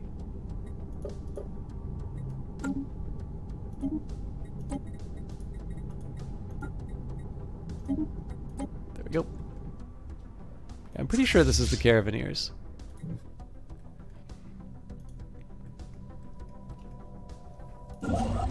Alright. So as before, I'm just going to slowly push out the boundaries. We are going... So the Empire Sprawl is increasing at a rate that I'm not 100% comfortable with. But it is something that I'm hoping that we'll be able to get back into balance. The vessels detected in the crash system seem to be part of some sort of expedition, across the galaxy. With purposes unknown, they have not made any hostile moves, nor is there any heavy weaponry in evidence. Instead, they seem to be broadcasting repetitive, but not particularly content-filled signals in our general direction. Our envoy, Gan Be'erin, is confused, but hopes that the broadcast will help our linguists translate their language. Okay, who died? Scientist. Well, we can always hire a new one. We'll go for the young scientist. And what was going on here? I think we can do the... actually, no. I don't want to automate it quite yet. Close.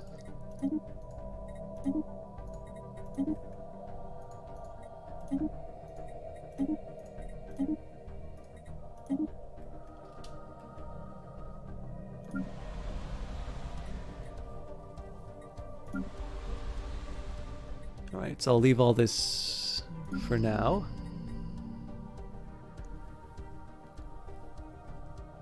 Star system charted.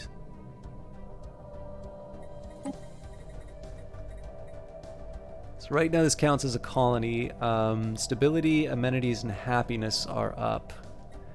I could charge straight into industrial world. Found. This barren and lifeless world is showing signs of once having supported a biosphere. I think I can build a temple, right? Anomaly found. Build one of those. The measured surface temperature of Aloth 4 is in the hundreds of degrees, despite its frozen surface. What could be causing these discrepancies?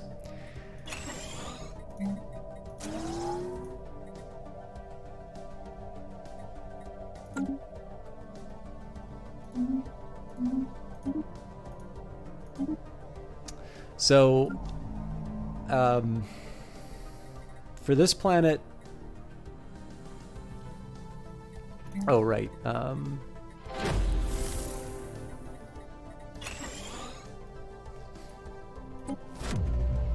echoes inside. Surface scans reveal this planet... Sorry, this is the... readings from Moscot 7 reveal that it was once mostly covered in lush vegetation. Now, the forlorn orb is little more than a barren rock. Despite lacking any noteworthy tectonic activity, sensory scans of the planet have registered puzzling seismographic data. Something is moving underground, something big. This warrants further investigation. So, Deadlands. Surface scans reveal this planet to be covered in desiccated flatlands, large areas covered in fine, dusty sediment. Analysis shows that sediment traces are all that is left of extensive tracts of vegetation that must have died and dried out with unnatural speed.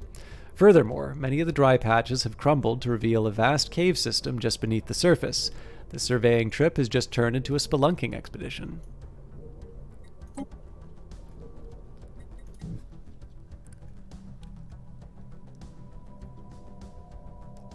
Another terraforming candidate. Again, this is kind of meaningless to me because I'm not actually able to take advantage of it, but it doesn't hurt to get an idea in terms of what some of our potential extensions are. White Hell. Despite the seemingly frozen surface of Aloth 4, the planet's orbital path around Aloth leaves it blistering at several hundred degrees. Under normal circumstances, this would sublimate the ice on Aloth 4's surface. However, extreme gravitational pressure exerted by the planet's ultra-dense core keeps the water in a solid state, resulting in a planet of fiery hot ice. So lots of reasons for me to try and go even further out into the into this arm of the galaxy, which is it is a bit of a challenge because I do need to find a point at which I just snip off my expansion and call it. Now, this is a big one for me. I've been waiting to get eco simulation for a while because of hang on, nope, this is not the right one. There's one that will give me a building that gives me a % base bonus. As it is, though, this is just going to help me improve my margins a bit on the food. So I got a little too excited a little too early there. Vivisected.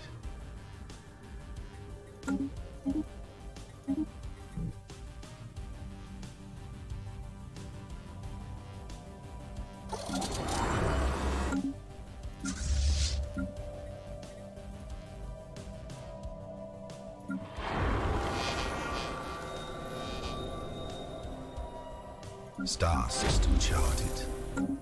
The Caravaneers, we have managed to decipher the confusing, repetitive messages of the Row aliens. It turns out that they were commercial advertisements.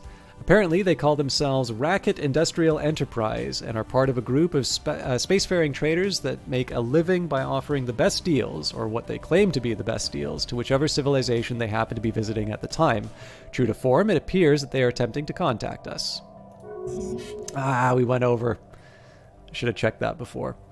Alright, Imutherian, we greet you. We are operators of Racket Industrial Enterprise, a member of the Caravanserai Caravan Coalition. We travel the stars, our eyes catch all that glows. We gather and we trade. We pass through your space in peace, only to buy, to sell. We offer you good deals, many things. We speak again before we leave. Should you call us, the Caravanserai Caravan Coalition will answer. Greetings. Rust? What rust? Oh, that rust. Just scrape it off. Scrape, scrape, scrape. As good as new. All right, what can you offer us? We have a ship, a destroyer. Very good, fast, strong, well-equipped. Certainly not getting old, for a reason. Oh no. Time to let your mechanics examine it. You want the ship? Do you not? For 200 minerals, I mean, I make that in like 2 months, so certainly we'll accept your deal. Pleasure. Enjoy to deal with the Black Codex. We visit again. Not that impressive, though. Colonization in progress. Super clanker. Your Jimbo armed escort class. It's got a good shield, though.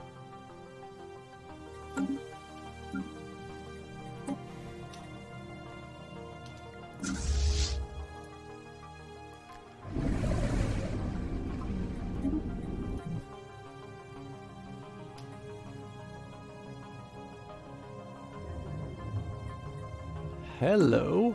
Oh, damn it. I'm going to crash out of the game in hopes that I generate that again. I'm really sorry to do that, but I actually wanted to read what that said first.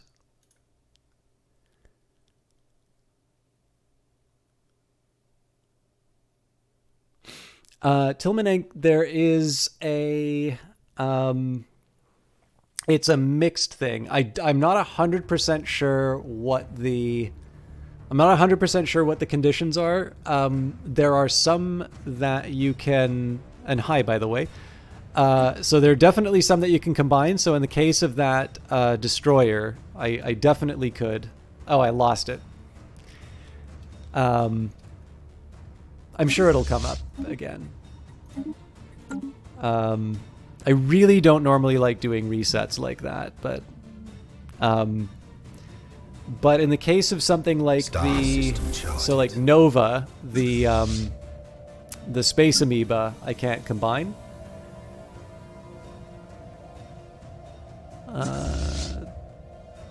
The salvage, however... Oh, no, not the salvage either.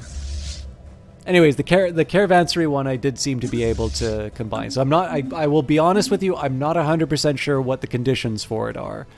But in that particular case, it worked. Alright. Greetings.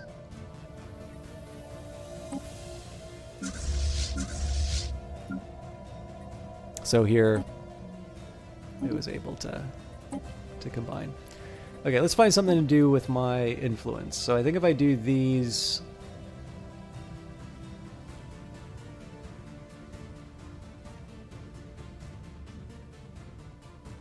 Can really only afford one.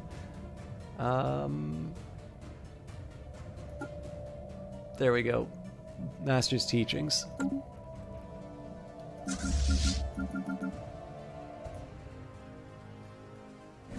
Honestly, the major reason why I took it was just because I had the... I just had the minerals lying around.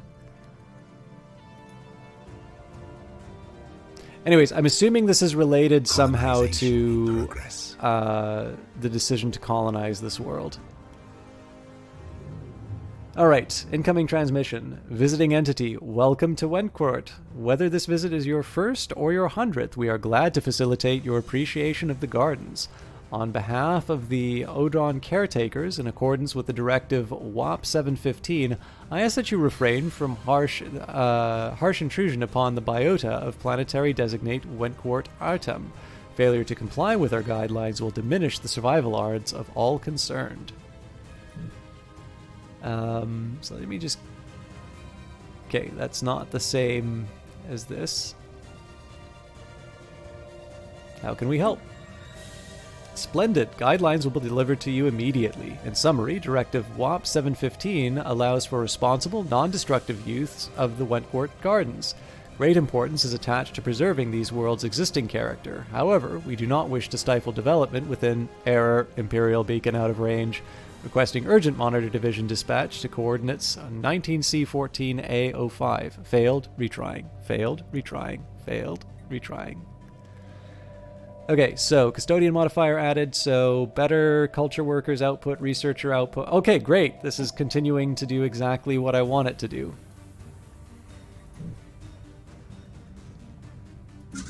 Vessels upgraded.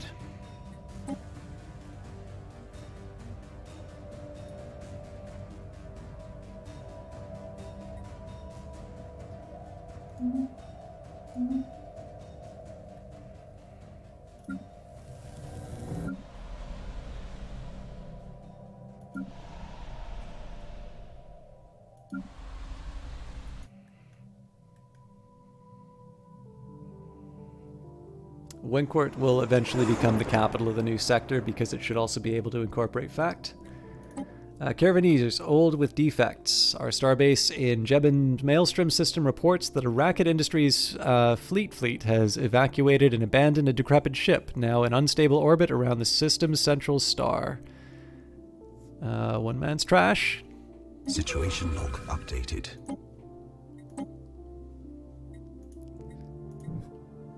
Okay, apparently we need a construction ship, which is the last thing I have in the area.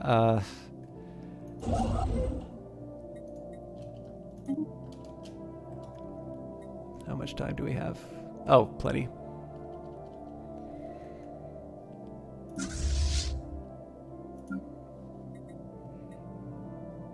Yeah, so in this case, like, the derelict class wasn't able to be connected. The Ujimbo armed escort class was.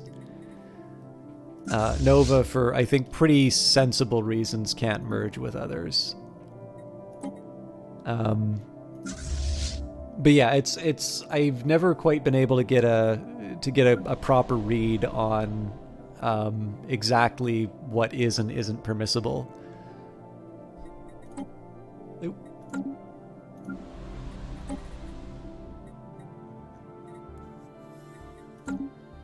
So the eventual plan, again, Lemsa is going to get a conversion into a consumer Star goods system world, charted. but I'm not quite ready to pull the trigger on that yet. I will admit I'm down a little bit more food than I thought I would be at this point, but I think we can recover it.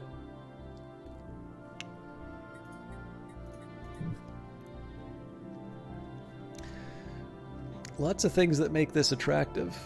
The other big thing so normally I wouldn't want to be as aggressive in terms of just claiming so much cool stuff for myself, but there's a lot of liquid metal that's just hiding around. So for instance, Hydrobius, we're covered on the liquid metal. Bayanus, liquid metal. I feel like there was at least one more somewhere up here.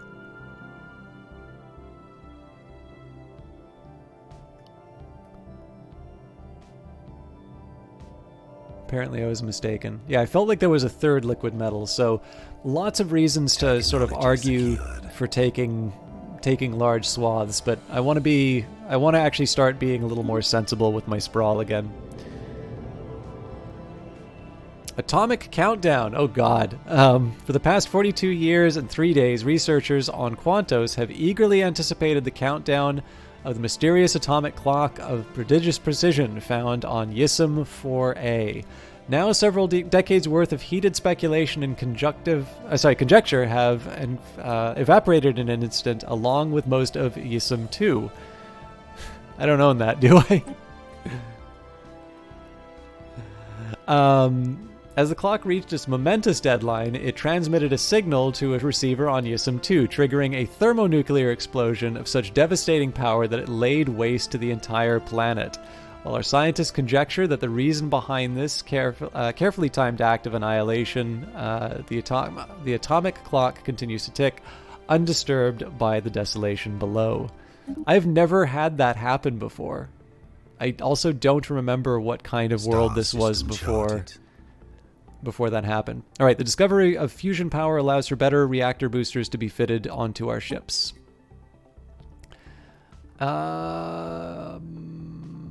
Okay.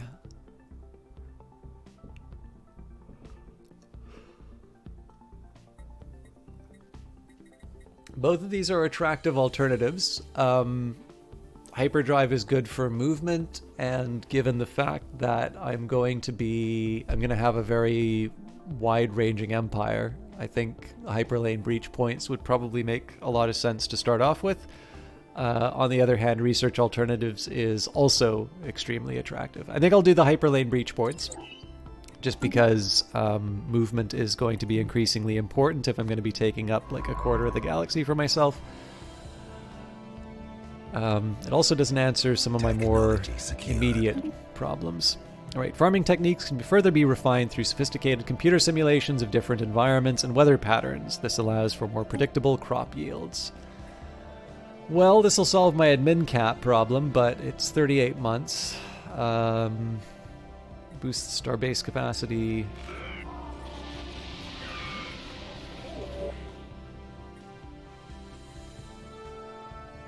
I don't know, I feel like galactic bureaucracy is not actually a terrible option right here. I dislike I'm going for a really expensive option this early on, but in this case I do think I can weakly justify it given my circumstances. We're receiving a transmission from the independent space station of the Curator Order. They appear to have successfully translated our language. Greetings, Star Travelers. We are the Curators. Our ancient order was established eons ago by the various galactic powers in ascendancy at the time. We were dedicated towards the preservation of all knowledge in an effort to safeguard the galaxy from descending into yet another dark age of mass extinctions and barbarism. We failed. Few of us remain today, but we are no less committed to our sacred mission than our predecessors were. We are willing to share some of our knowledge with you for a price. So let's see what that contract's going to cost.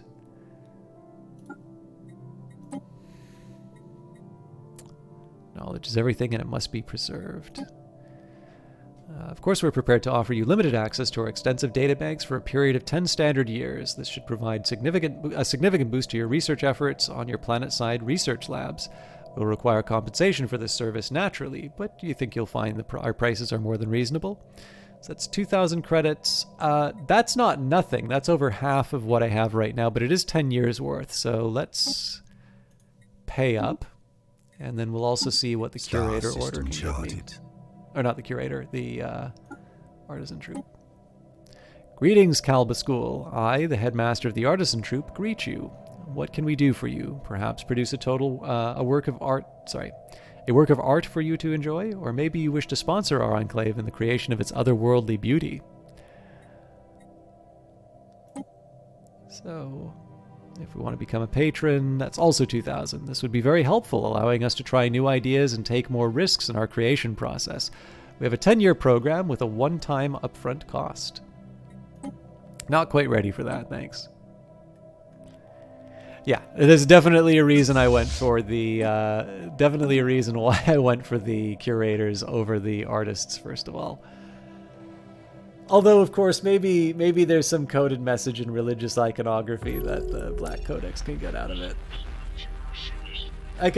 This is the thing, is I can justify pretty much anything within the context of any story that I do. But there's even the possibility that the curator, or that we were part of the empire that originally established the curator order. Like, definitely we can work with that. All right, as always, I want to get a read on... Okay, this is potentially sort of an enemy faction. So we've made first contact with mysterious aliens in the Unar system. For now, we've codenamed them the Omega Aliens until we find out more about them. If they possess a language, we must decipher it in order to establish communications.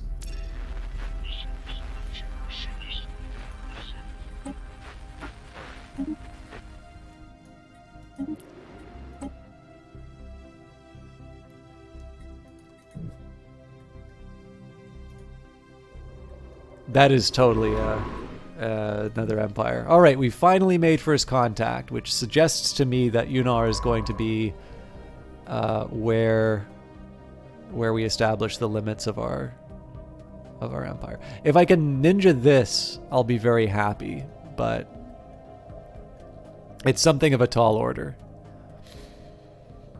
Star system charted.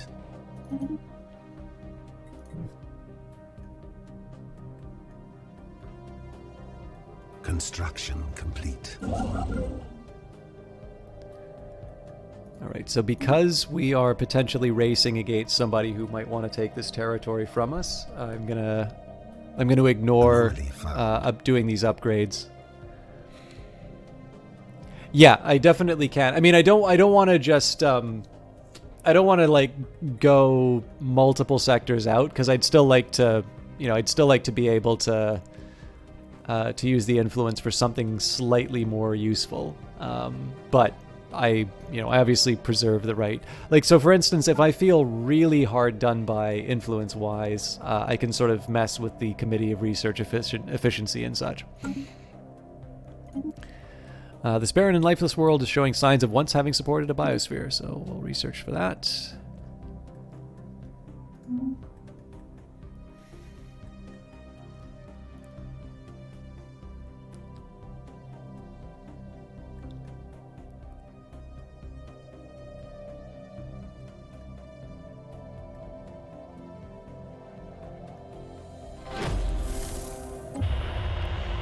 We've managed to pick up a clear audio feed of conversations between several Omega Aliens ships, and while our linguists are still none the wiser as to the meanings of any of the words that they're recording, they are optimistic that this new signal will help them make more significant progress towards a breakthrough. And terraforming candidate discovered. We've done that a couple of times now, so I'll just leave it be.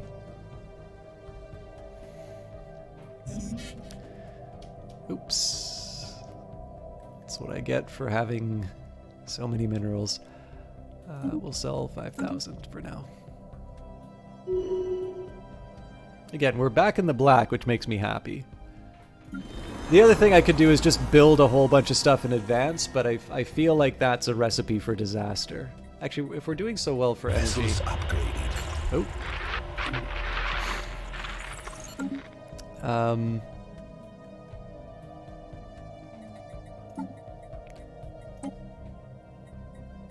become a patron. That would be very helpful, allowing us to try new ideas and take more risks in our creation process. We have a 10-year program with a one-time upfront cost. It's a deal.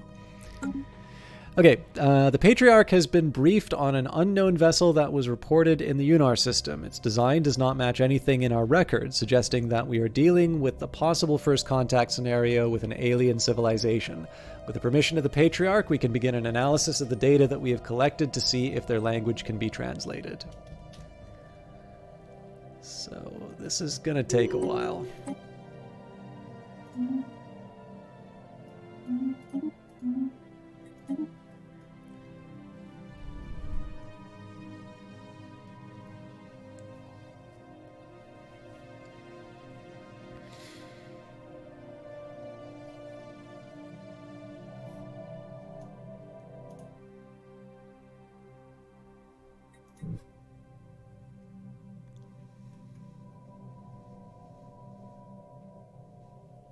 The other question, of course, is what type of civilization it is. Special project complete.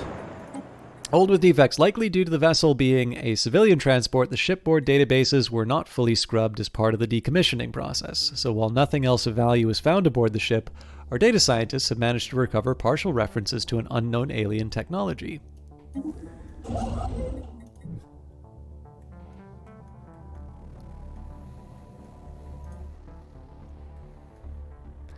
Looks like they're done expanding. Oh.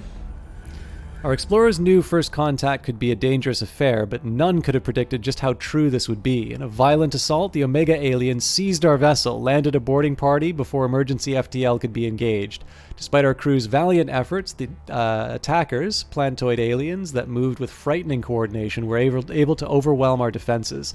The last visual feeds we received before all signals cut off suggested that the enemy had captured much of the crew alive and were intent on interrogating them, probably with the intention of finding out more about us in preparation for future hostilities. Construction complete. Mobilize the fleet.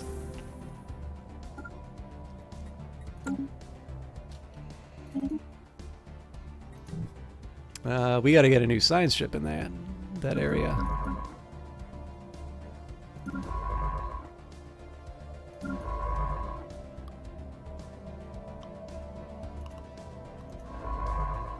God, this is gonna take forever.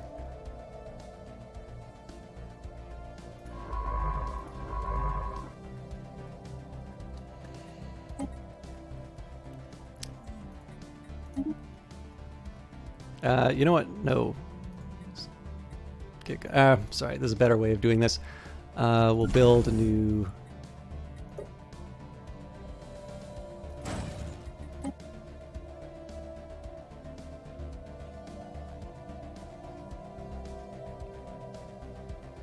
Yeah, no, I'll pay for the replacement.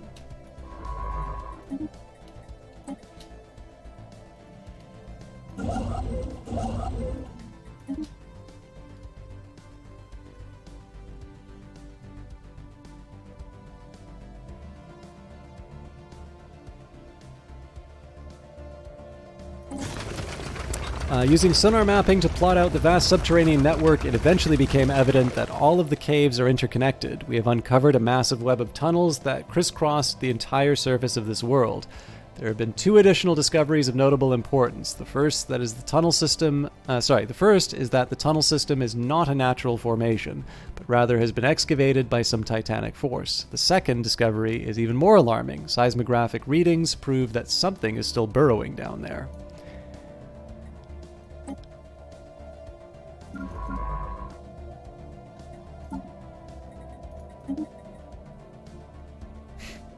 Too many brain slugs. Does make them really good though, so.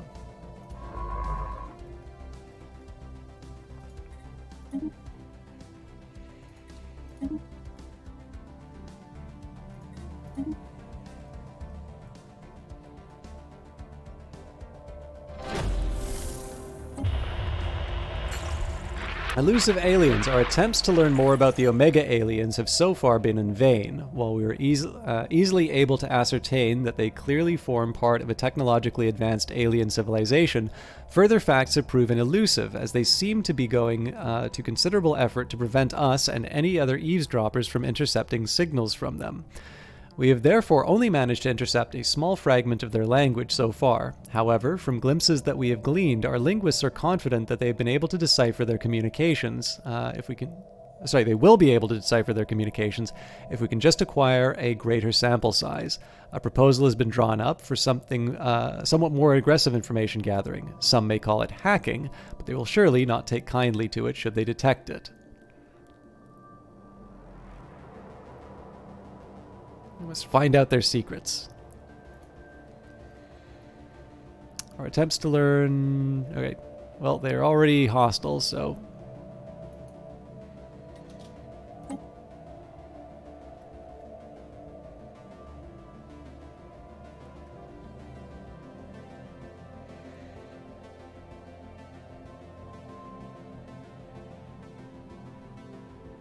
Now I regret not putting more into my my navy.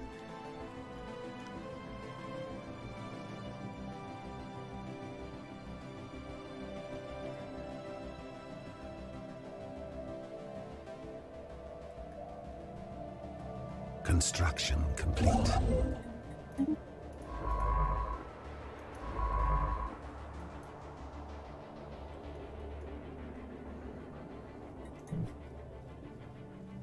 There isn't anything strategically that I really need in here. Expanded.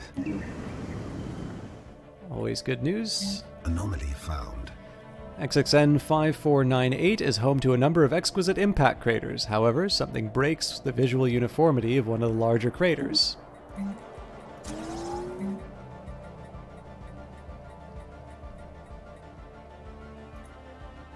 Star system charted.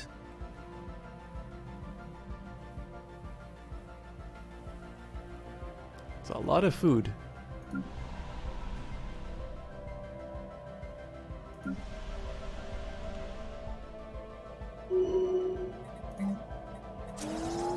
Through hard work and experience, scientist Vaki Jakir has developed new skills.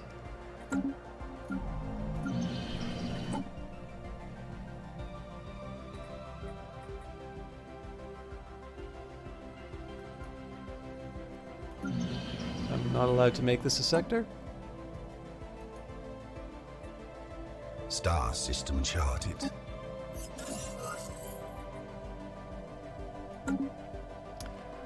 Fender Bender. While the crater in question was most likely the result of a regular meteorite impact, the complex patterns in the resulting depression originated at a later time. Science Officer Maki Dakara argues that these surface-level patterns are not the result of an impact but a collision, one between asteroid XXN 5498 and some unspecified orbital installation or ship of alien make.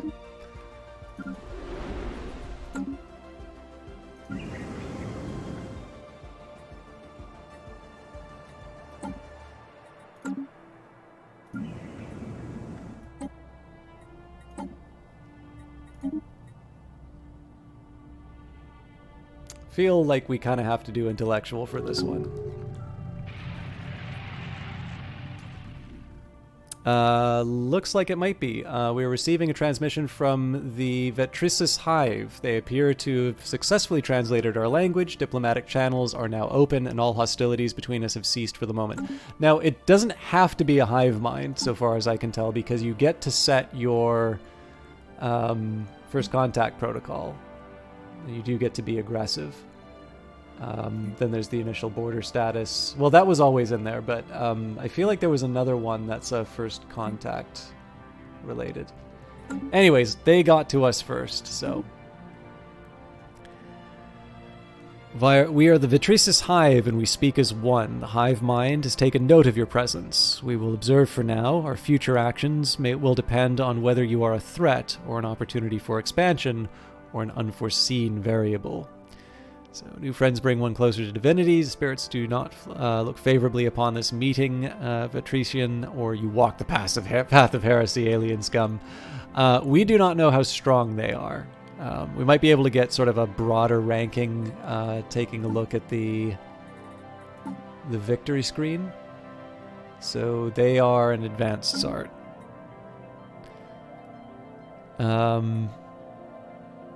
So we get spy network growth if we decide to go hostile.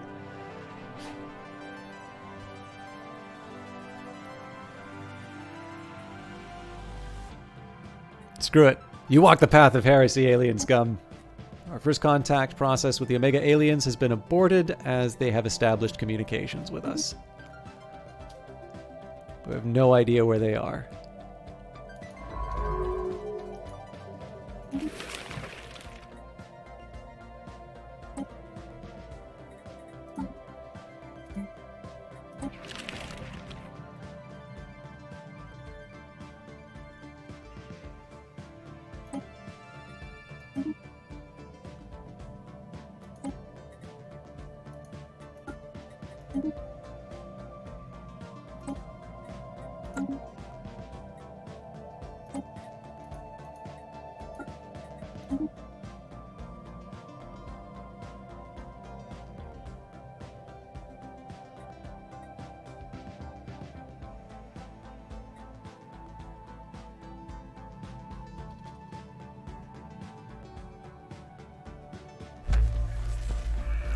Spy network established. We have received our first clandestine report from Spy Master Miki Basiram inside the Vitricius Hive. This heralds the foundation of our first spy network within a Xeno Empire.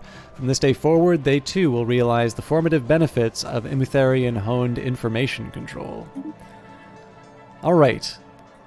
Well, that's an interesting development. Oop, the birth of the galactic community. Several spacefaring empires, some of them unknown to us, have bounded together to form a galactic community. The supernatural institution is to serve as a forum where important matters can be discussed. Although we are not involved in its founding, other members have extended an invitation to the Black Codex for formal membership. Should we accept? Yes. Well, this explains a lot, actually. So we have a whole lot.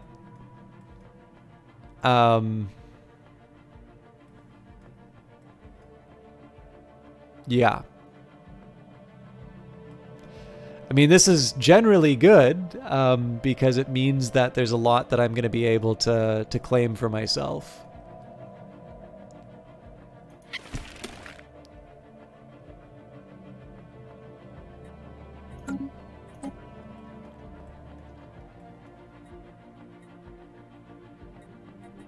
But I also don't count for much.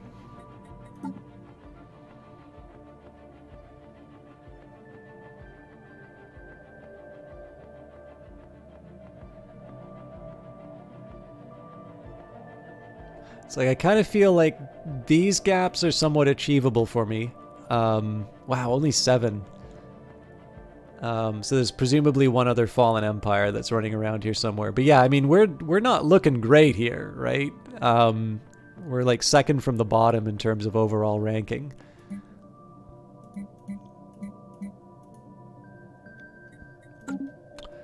But on that note, I am a little bit over time, and I have been really feeling sort of the effects of being a bit groggy. So I think I'm going to call it there. I also just I like that as sort of a. I do kind of like that as a way to sort of wrap up the evening, because I think that's I honestly think that's a neat. I think it's a neat place to go. We obviously need to somehow get past our. We need to get past our. So, like, we're still in expansion mode, but it's really obvious to me that there's going to be a lot of work that I need to do to get the. How do I put it? Like, to get the. Because we are so isolated, this is an opportunity, but it also is very clear that I need to get myself up and running to start throwing my weight around in the galactic community. And it will be an interesting challenge to see how I can make all of that work. But as always, thank you very much for watching. Just a recap of what's going to be happening this week. So tomorrow, I've already got the next Elder Scrolls Oblivion episode up.